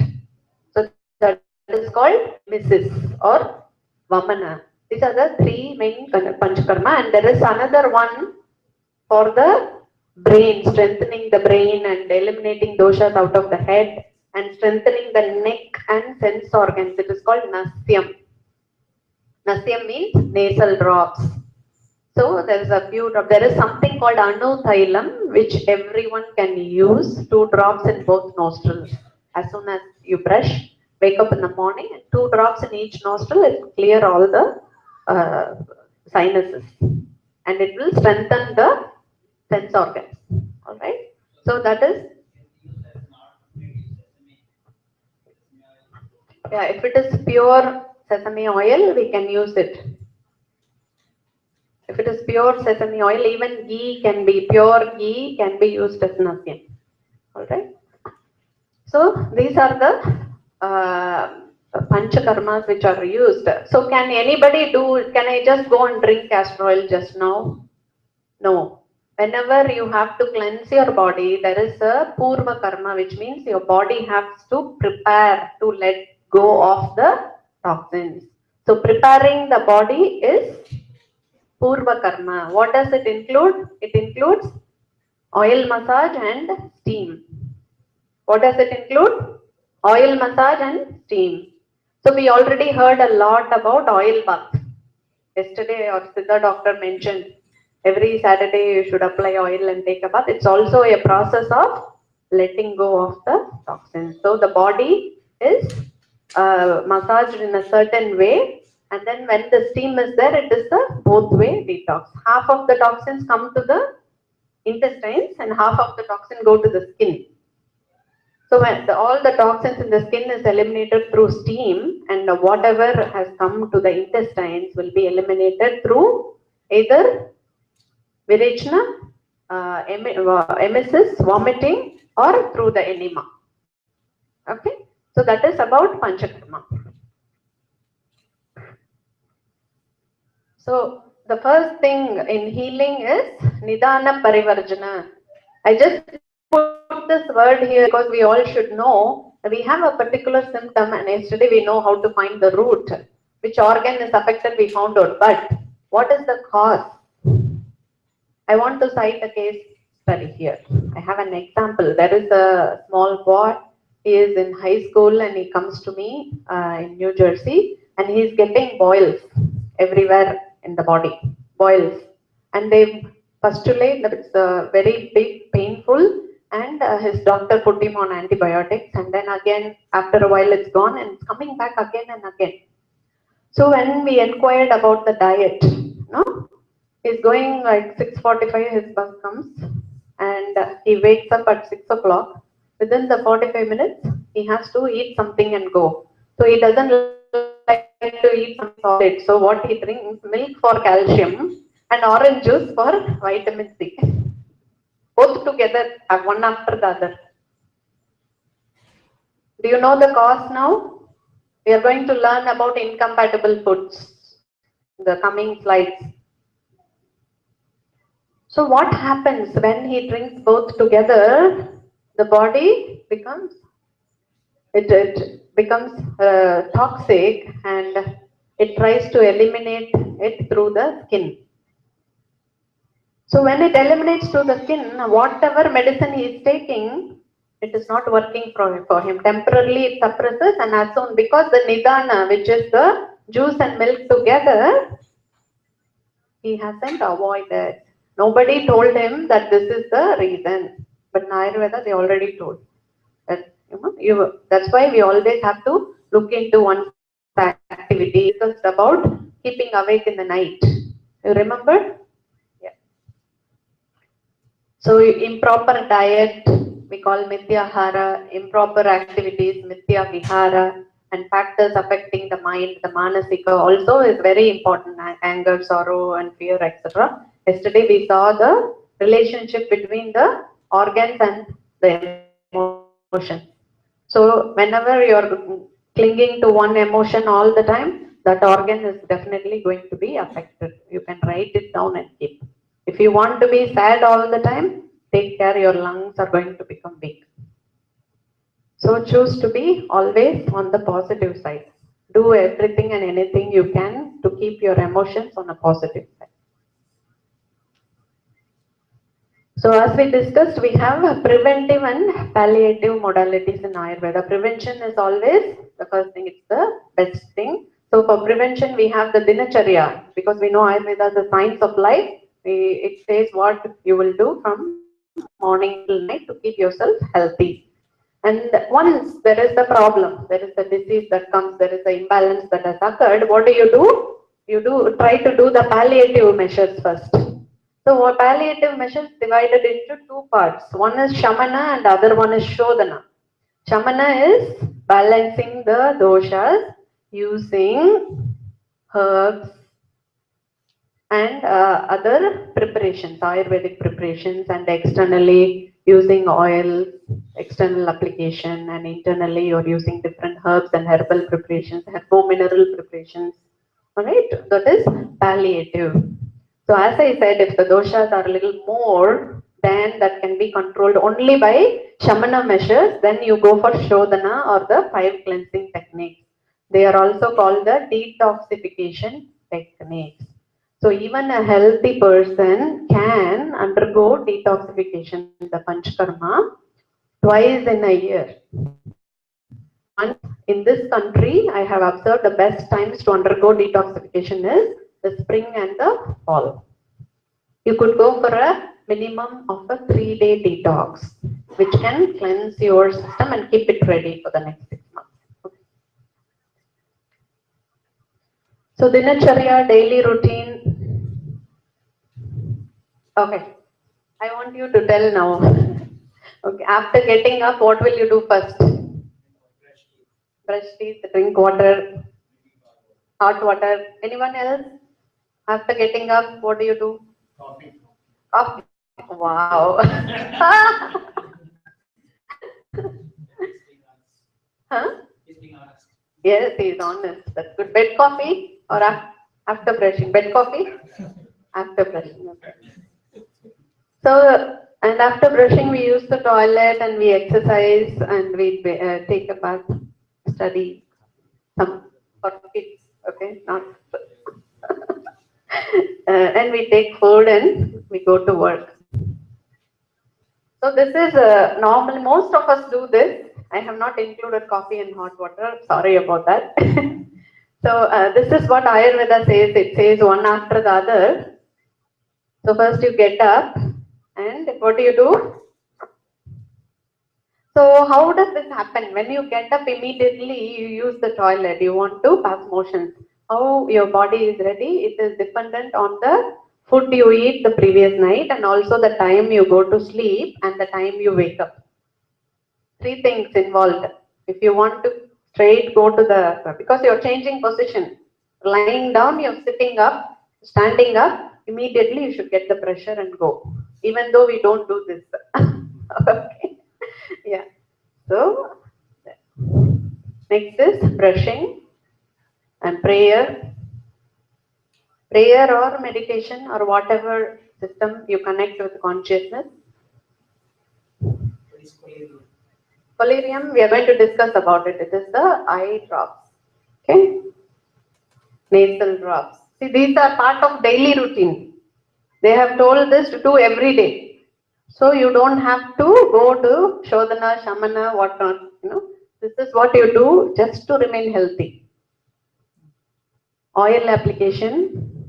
and then exercise, bathing, and taking food. So this is the, and then going to work. So this is the Ayurvedic order of the Dinacharya. So getting up, what time do we want to get up in the morning? What is the best time? I think most of you know. 4:30, why? Ozone? When prana is maximum. I have heard from energy healers that there is a, in some cities in the US, the prana is so dense. So you go there, get recharged. What was that? Greensboro. And the healers who could really see that, some people have special vision, so they could really see the prana. Even we can see the prana if you gaze at the sunlight with your eyes shrunk like this. You can see the little light particles. It is not the sunlight scattering. You can really see it if you sit and focus. You can see the prana, real prana with your eyes. You can try when the sun is not too bright, just in the morning. You sit and gaze like this in the sun, and after some time you will see like the fireflies everywhere. That is the prana, and it is more dense in some areas like Greensboro and some other Asheville. So when we go there, we immediately get charged. So people go off to the mountains to get recharged. Have you heard about that? So that's about the prana. And when we get up, even now we are here, we don't have a chance to go to the mountains, but yet we want the recharge to happen right now. So wake up in the Brahma Muhurta. Why Brahma Muhurta? Because the prana is very dense in that period. 4:30, very good, right answer. So actually 3 to 6 itself is Brahma Muhurta. It promotes good health, it keeps you active throughout the day, and it increases longevity of life. While longevity of life, you feed yourself with prana, so there is more prana. As there is more prana, your life prolongs. What if we do differently, waking up rather than sleeping, that makes this if we are sleeping also, we are in the presence of prana at that time. But you are not conscious about it. Your body has to get connected to the prana. So this happens when you are awake, and you wake up and you cleanse yourself and you do the pranayam. Why it's called pranayam? Because you are regulating the prana in your body. Okay, so when you wake up and when you are connected, then you absorb more. And it's a good time for gaining knowledge. That's why we study. We just put that word, kids should be trained to. It's very difficult, but let's try. Good time for gaining knowledge. Next is elimination of, is somebody's toilet like that?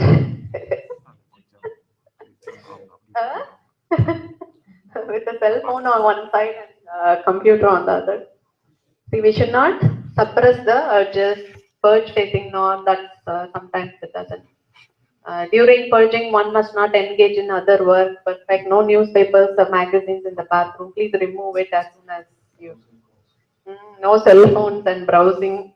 Do not force your urges voluntarily. The urine, motion, and there are 13 urges which are called Adaraniya Vegas. What is it? Adaraniya Vegas. The urges which you must not suppress.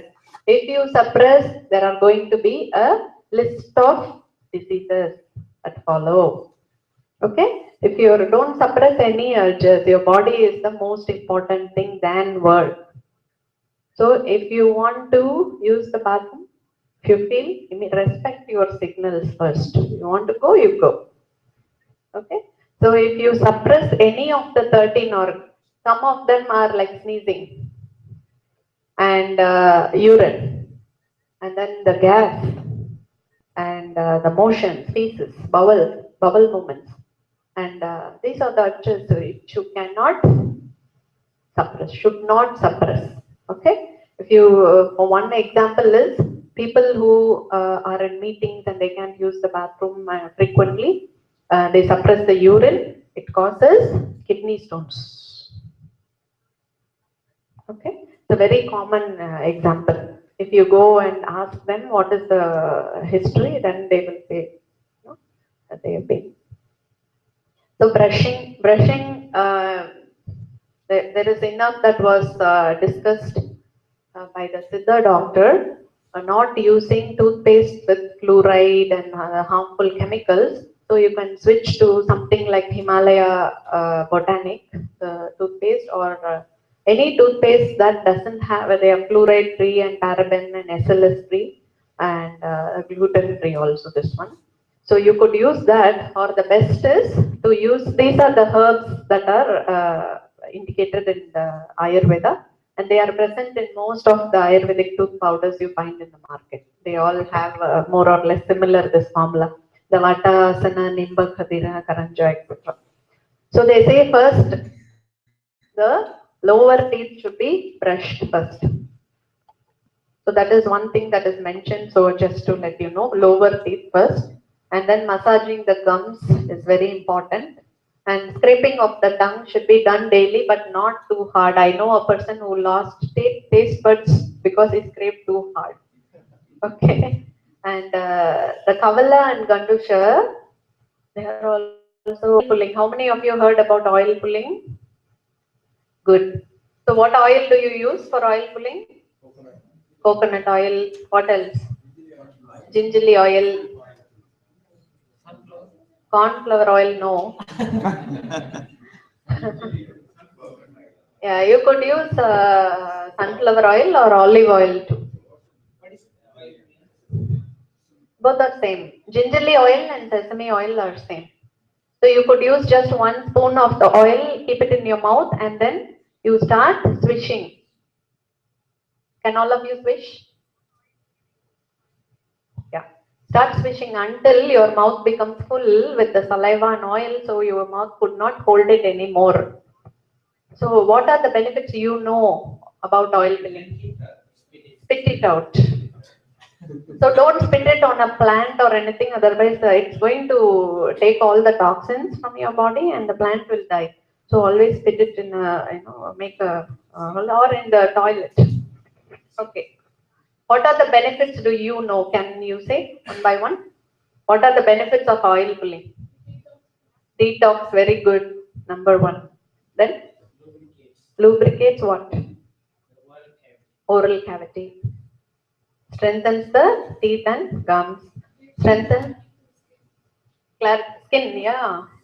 The skin, the facial skin becomes so nourished, like same benefits of Nasyam. It strengthens the skin and the luster of the face, and it prevents teeth and gum disorders. If somebody is having cavity, sensitivity, all those things. It acts like a floss. Hmm? It acts like a floss in some way because of switching. It will remove the particles. Exactly. Yes. It acts like a floss because of the swishing action. Very good. All right.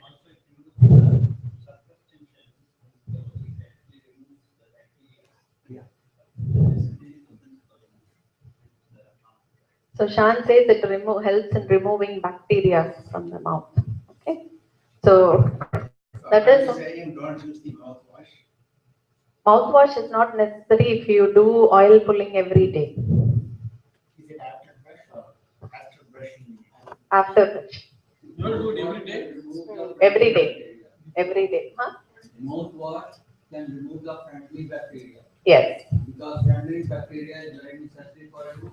Oil pulling has no such chemicals that it will remove the friendly bacteria. That's a very important point. Yes. Did you get that? So he says oil pulling helps the friendly bacteria to stay, whether when you use the other mouthwashes, it kills the friendly bacteria too. Mouthwash is very dangerous. I refer to the mouthwash being very dangerous. Because it is friendly bacteria, but I don't want to kill it. So that is why it does no damage. Yeah, what is the nasal? For the nasal drops, you said use. Yeah, we are going to talk about it. So here is next is prayer. So you gods and elders should always be worshipped, and we have to think of our ancestors because for the days to come, they have to be with us, constantly blessing. They will be there, but we will not respect them. If somebody comes to your house, okay, you just stand at the door quietly. What will they think? Oh, this guy, this lady has no manners. He's not even calling us inside. So all the siddhas, all the gurus, all our ancestors will be right here. If we don't invite, they don't want to come. So the prayer is like an invitation for them to come and guide us in our life. Okay, and we can chant any sacred mantras if you are used to that, or like the Gayatri mantra, and then or you can do meditation. Any of these you should do at least one thing in the morning. And this is collyrium. The example of the collyrium is Ilanir Kurumbu. Ilanir Kurumbu, it's available as a drops. It's available in Kottakkal. Most of the products we are discussing here is available in Kottakkal, and some are in Banyan Botanicals also. And if you don't have access to Ilanir Kurumbu, you can also apply 1 drop of pure castor oil like collyrium in both eyes. It can cleanse the eyes. What is Shanmugamurthy Lakshmanan? Ilanir Kurumbu has so many drugs in it. It is processed and it's like a oil. When you put it, it will burn, it will cleanse the lacrimal duct in the glands, it will have watering, and your eyes will be really bright after you apply that. So this, it has to be applied every day, and it drains toxins out of the eyes, it improves vision, eyelashes will become smooth and firm, and so on. Doctor, a question here. Where can we get this revenue from? It's from Kottakkal, USA. Kottakkal, USA is a site. They are located in Long Island, New York. They stock all these things. So we could order and get it from here. So the Ilanir Kurumbu, is it used for dry eyes? Oh, for dry eyes, castor oil is best. Castor oil is best. If you have dry eyes, you don't have to use this. You need more nourishment. Castor oil, or just a drop, you can take in your fingertip and apply like this. Okay? Is there applied like the gun mine that you do? No, you drop it. Drop. Yeah. Yeah. Actually, you have to be very careful what you put in your eyes. Honey has been proven to be very harmful. Honey? Yes. So you take like a lye or that needle of glass, and that you apply the honey and just slice it to the eyes. And honey has got very good effect. It will give you clear for some time, but it will clear the eyes and natural honey. Natural honey, yeah, but we have to be really careful. Generations. The doctors, what we are saying, for 5,000 years, there are a bunch of people who practice this. So if these are maybe some natural people telling, but we don't know the immediate effect. These things are noticed, In Ayurveda, honey is actually not mentioned to be put in the eyes because of its astringent property, and some people, it can turn the hair grey. So because of the eyelashes, we are scared to put it in there. Yeah, but internally, honey has a lot of benefits. I have the brushing. How long should we brush? How long should that's a very good question. In Ayurveda, the brushing, we should not use toothpaste for brushing. They ask you to use twigs to brush. So as long as you would take to clean all the gaps between the teeth. And when you start brushing with the twigs or you use the powder, you start salivating. Well, so it also clears the saliva and the ducts. So when you do that, when you finish with all your gums and teeth, it is variable for different people. Okay, so there is no clock, sand clock you put and you have to finish brushing. I know you have to brush for this long, it's not that. If we take much time to brush, it may affect your cavity. No, it won't. It won't affect. In fact, it will be having a positive effect on the cavity because of the herbs you are using. Does it say anything about flossing? No. Flossing happens, that's why we do the oil pulling every day, so the food particles won't even stick because it's oleated well. So it is said in a well oleated body, even the toxins don't stick, they are loose. So anytime it can be flushed out easily. Right? Now this oil pulling in the morning and the night. The morning, in the same order. So see, after brushing, it is oil pulling. Okay?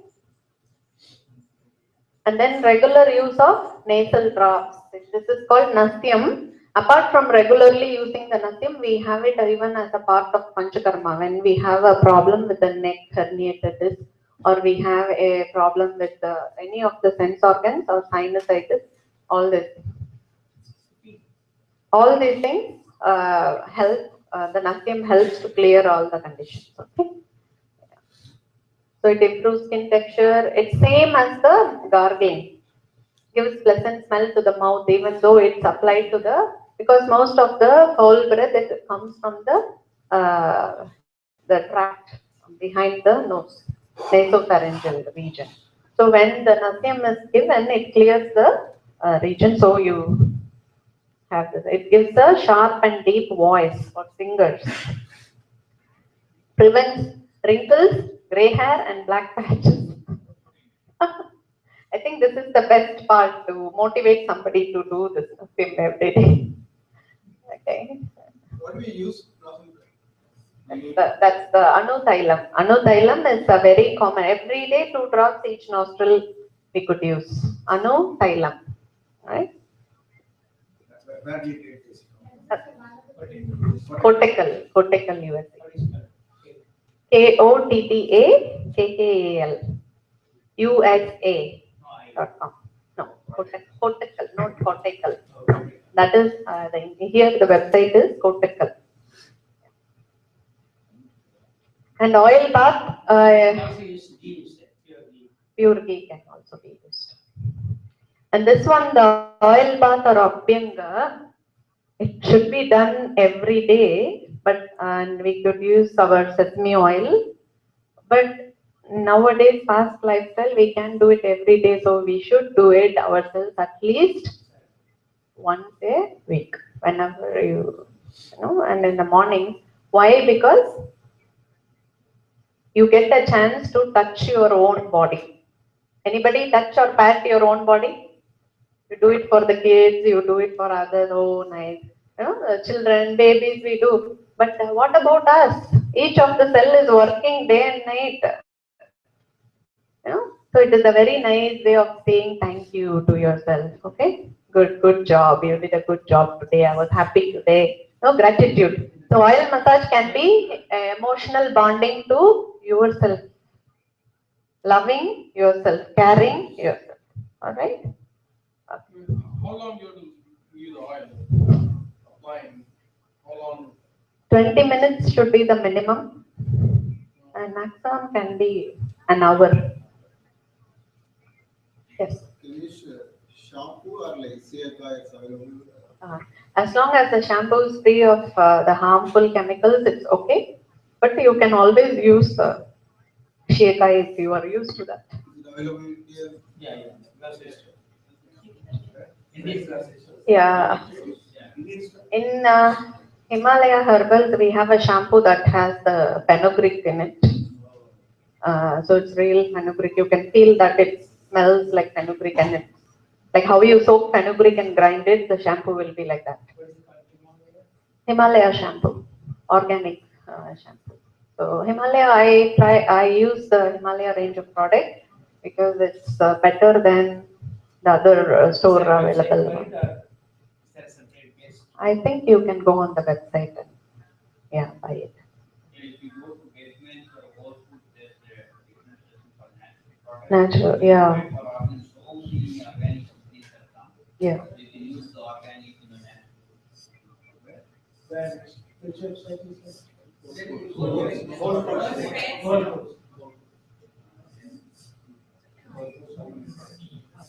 these are the benefits of oil bath. So you could go to Himalaya Botanic, Google Himalaya Botanic, and they have a range of soaps, shampoos, and stuff. You can go through that. And Amazon has it too. Yeah. So here it promotes strength and growth. The oil bath. It improves skin texture, gives a pleasant sleep and firmness and luster of hair, reduces tiredness and prevents premature aging. So what are the specific areas? You don't have time to massage your whole body, all right? So what is the quick shortcut is, you have to massage your ears, head and feet. And I will just read the benefits. The ears, massaging the ears, we did that in the exercise part. So relieves pain in lower jaw, head, neck and ears. And when you massage the head, it's good for hair and sense organs. When you massage the feet, it promotes strength and sleep, and it improves the vision. Alright, so there's 3 areas if you could massage, that is also good enough. But who should avoid oil bath? There is always contraindications everywhere. So these are the people when those undergoing purificatory therapies. Panchakarma. So you should always ask the practitioner first before you want to have oil bath yourself. And then those suffering from indigestion. If you're eaten a lot of oily food and you're burping, and then you don't take oil bath that day. Wait until your appetite comes back. And those suffering from kapha diseases are about 20 in number in Ayurveda. So all the kapha diseases are characterized by heaviness and slimeness and fatigue and all those things. So we have to avoid. So instead here we do a treatment called dry potli for the kapha diseases, where we have this herbal bolus which we apply all over the body to release the kapha, liquefy the kapha and send it out. Okay.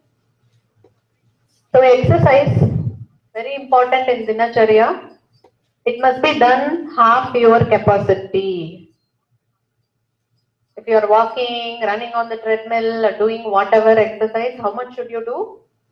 Half your capacity. Yesterday we saw when we wake up 100% energy and how we utilize the energy. So same way here, if you utilize all the energy and in the exercise itself, what will you do for the rest of the day? Where will you get it back? Okay. So how do you know you have utilized half of your energy? Just starting to sweat, stop there. So some people will run and run until water goes out and say, what are you doing? I'm burning calories. Okay. So that is not the right way according to Ayurveda. Just the opposite of what we read. Huh? Exactly the opposite of what as they say that you have to really sweat. That is the exercise. Who says that? Who says? All the So, doctor. or all if you go to the Gym and everywhere. So that is why we said we have to have the shift. We have to have the shift in understanding. If you know energy, you know that you should conserve energy, not spend it just like that. What do you want to have a zero balance? No, we want saving. Yes.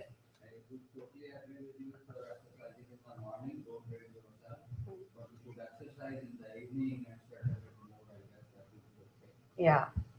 So you could, when you start sweating, that is the place where you have to stop. Just remember that. Okay? Yeah. And do not exert yourself too much.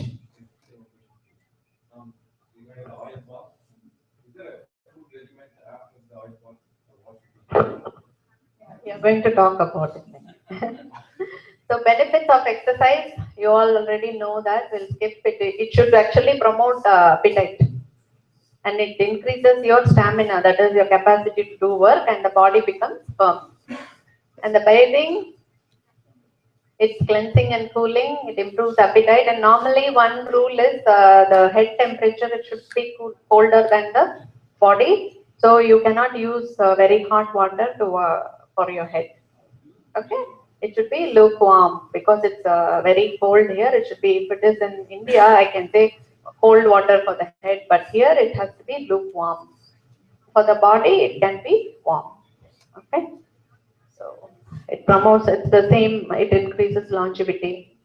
And conditions where you should not take a bath: when you have fever, when you have diarrhea, running nose, indigestion, and you should never take a bath immediately after taking food.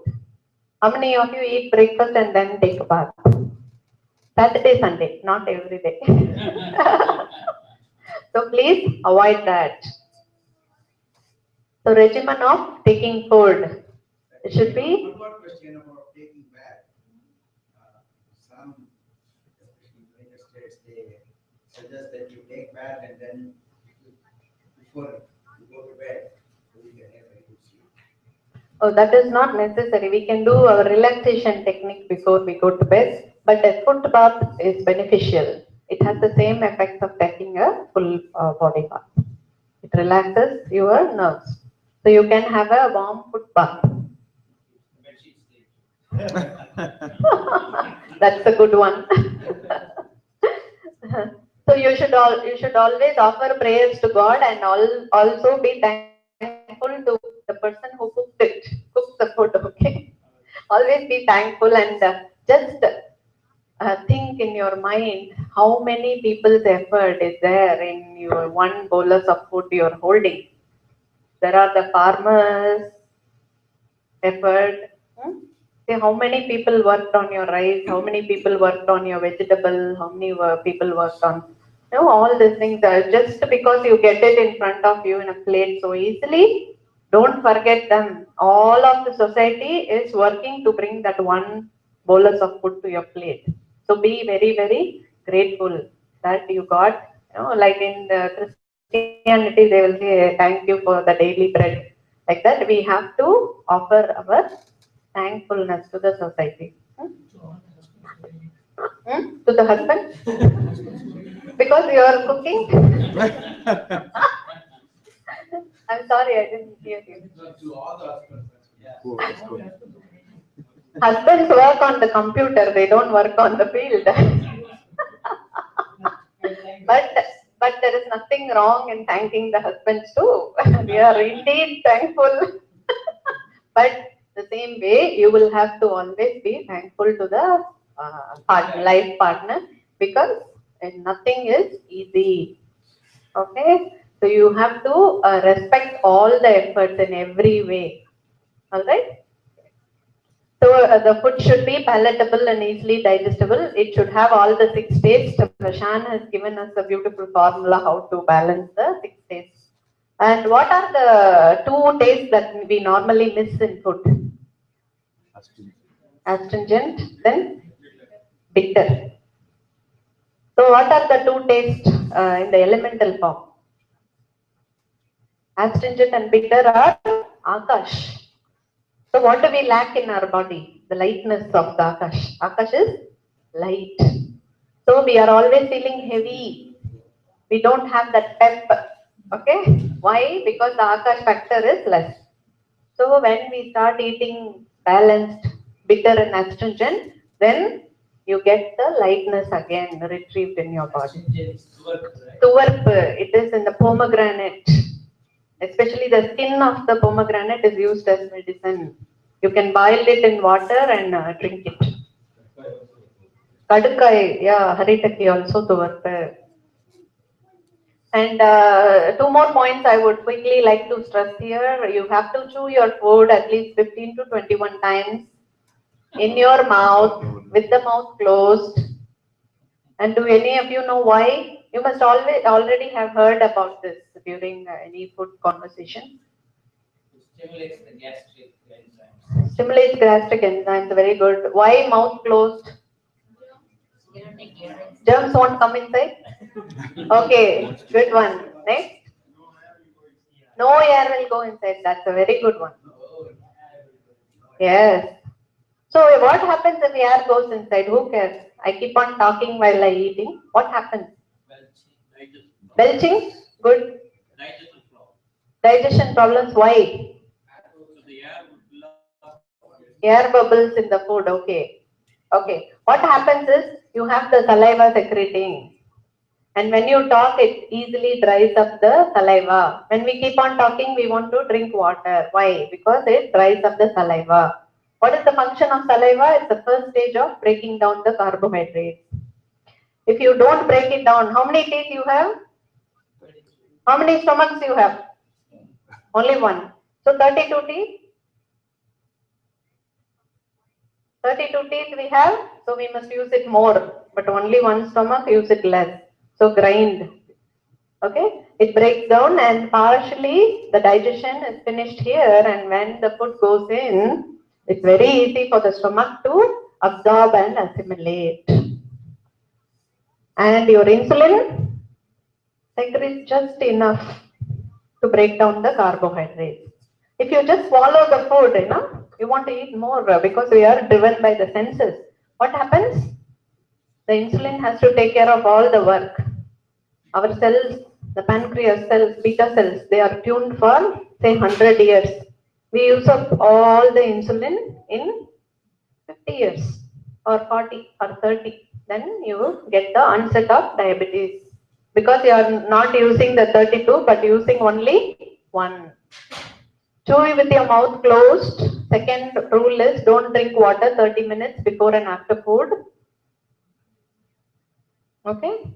Why? It dilutes the hydrochloric acid because it secretes in the right concentration to break down your food. And if you drink water and dilute it, your food is not going to be broken down properly.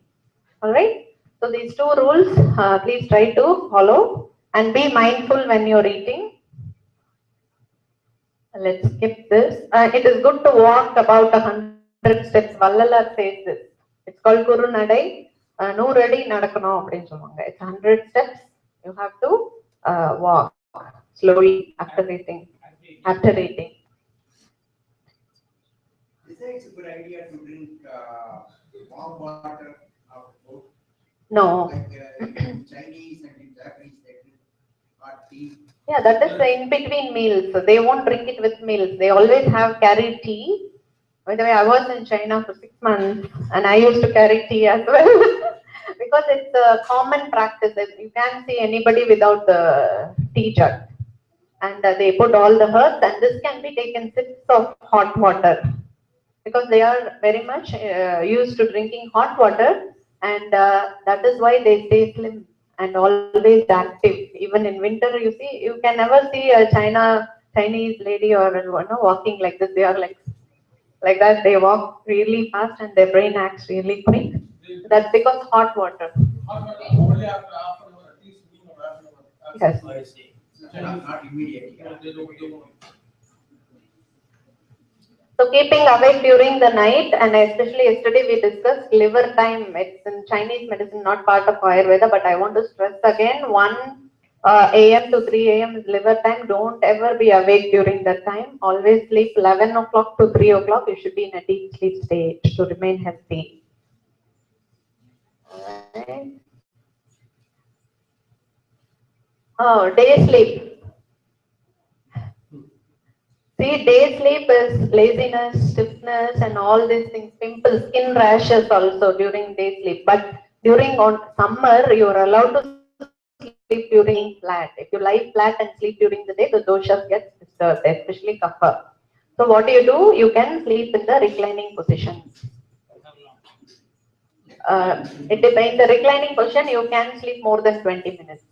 Okay, that's my experience. And this is ama.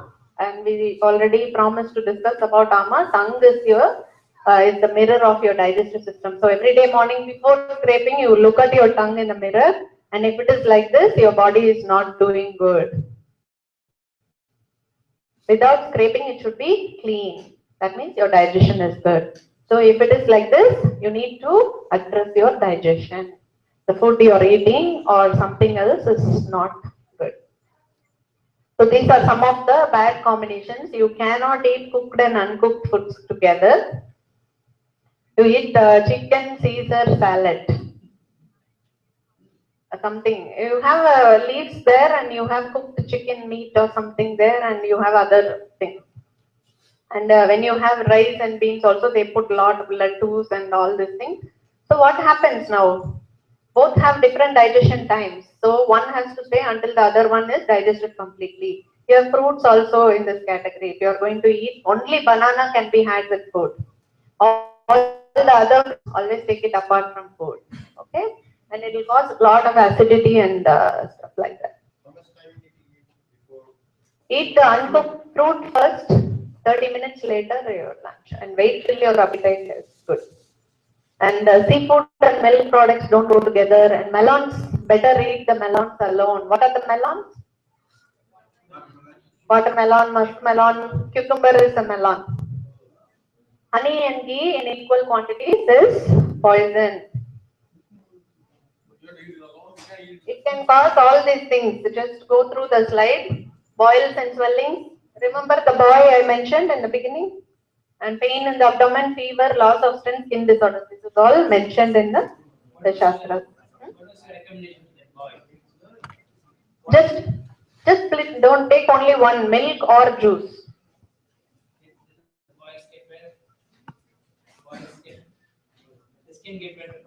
Yeah, immediately, without medicine. No medicine for him. So now we are coming towards the end of yes.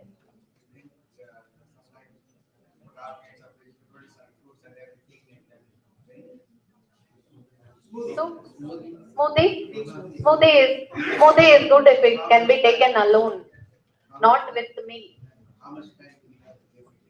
When you get hungry again, that is how you ask your body, are you hungry again? Yes. Fruits and milk, no. It's better to use almond milk in the smoothie than cow's milk, because it's again milk, and if you add any citrus fruits like strawberry or something, it's going to again cause the same problem. It's not a proper combination.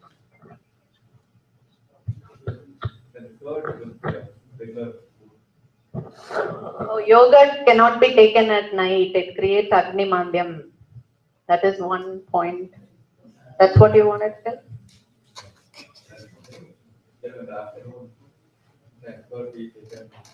Yeah. Yogurt can be taken with rice or your meal during your lunch, not dinner. Not in the night? No, yogurt should be avoided in the night. If you keep on taking yogurt, it creates Agni Mandyam. And we want to just introduce you to all these herbs. Please use these herbs in your everyday diet. These are our rasam herbs. So use them as much as possible. They are really, really healing, and they have a very good properties, anti-inflammatory and all those things. And go on the website and try your dosha chart, and let me know if you have any questions, and that is my email ID. Can you answer his question about the food restriction after oil bath? After oil bath, whenever you have oil bath, you have to eat light food. So something like a khichdi or a pongal, something like that, which is really easy to digest with a lot of which we showed before. Buttermilk is also not recommended in the night. There is a processing technique which we'll discuss later for buttermilk.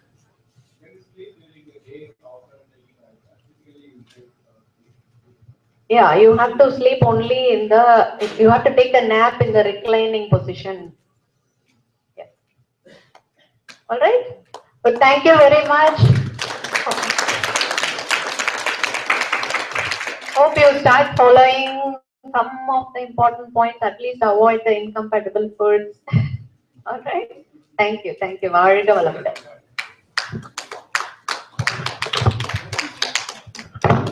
I hope you all have the email ID written down. You can always follow up with more questions. Email is the best way.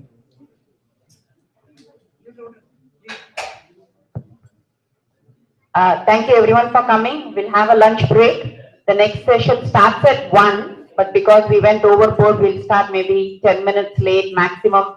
We don't want to rush every other program also. So please try to come back at 1 as much as possible. If you run late or something, then that's fine. Thank you.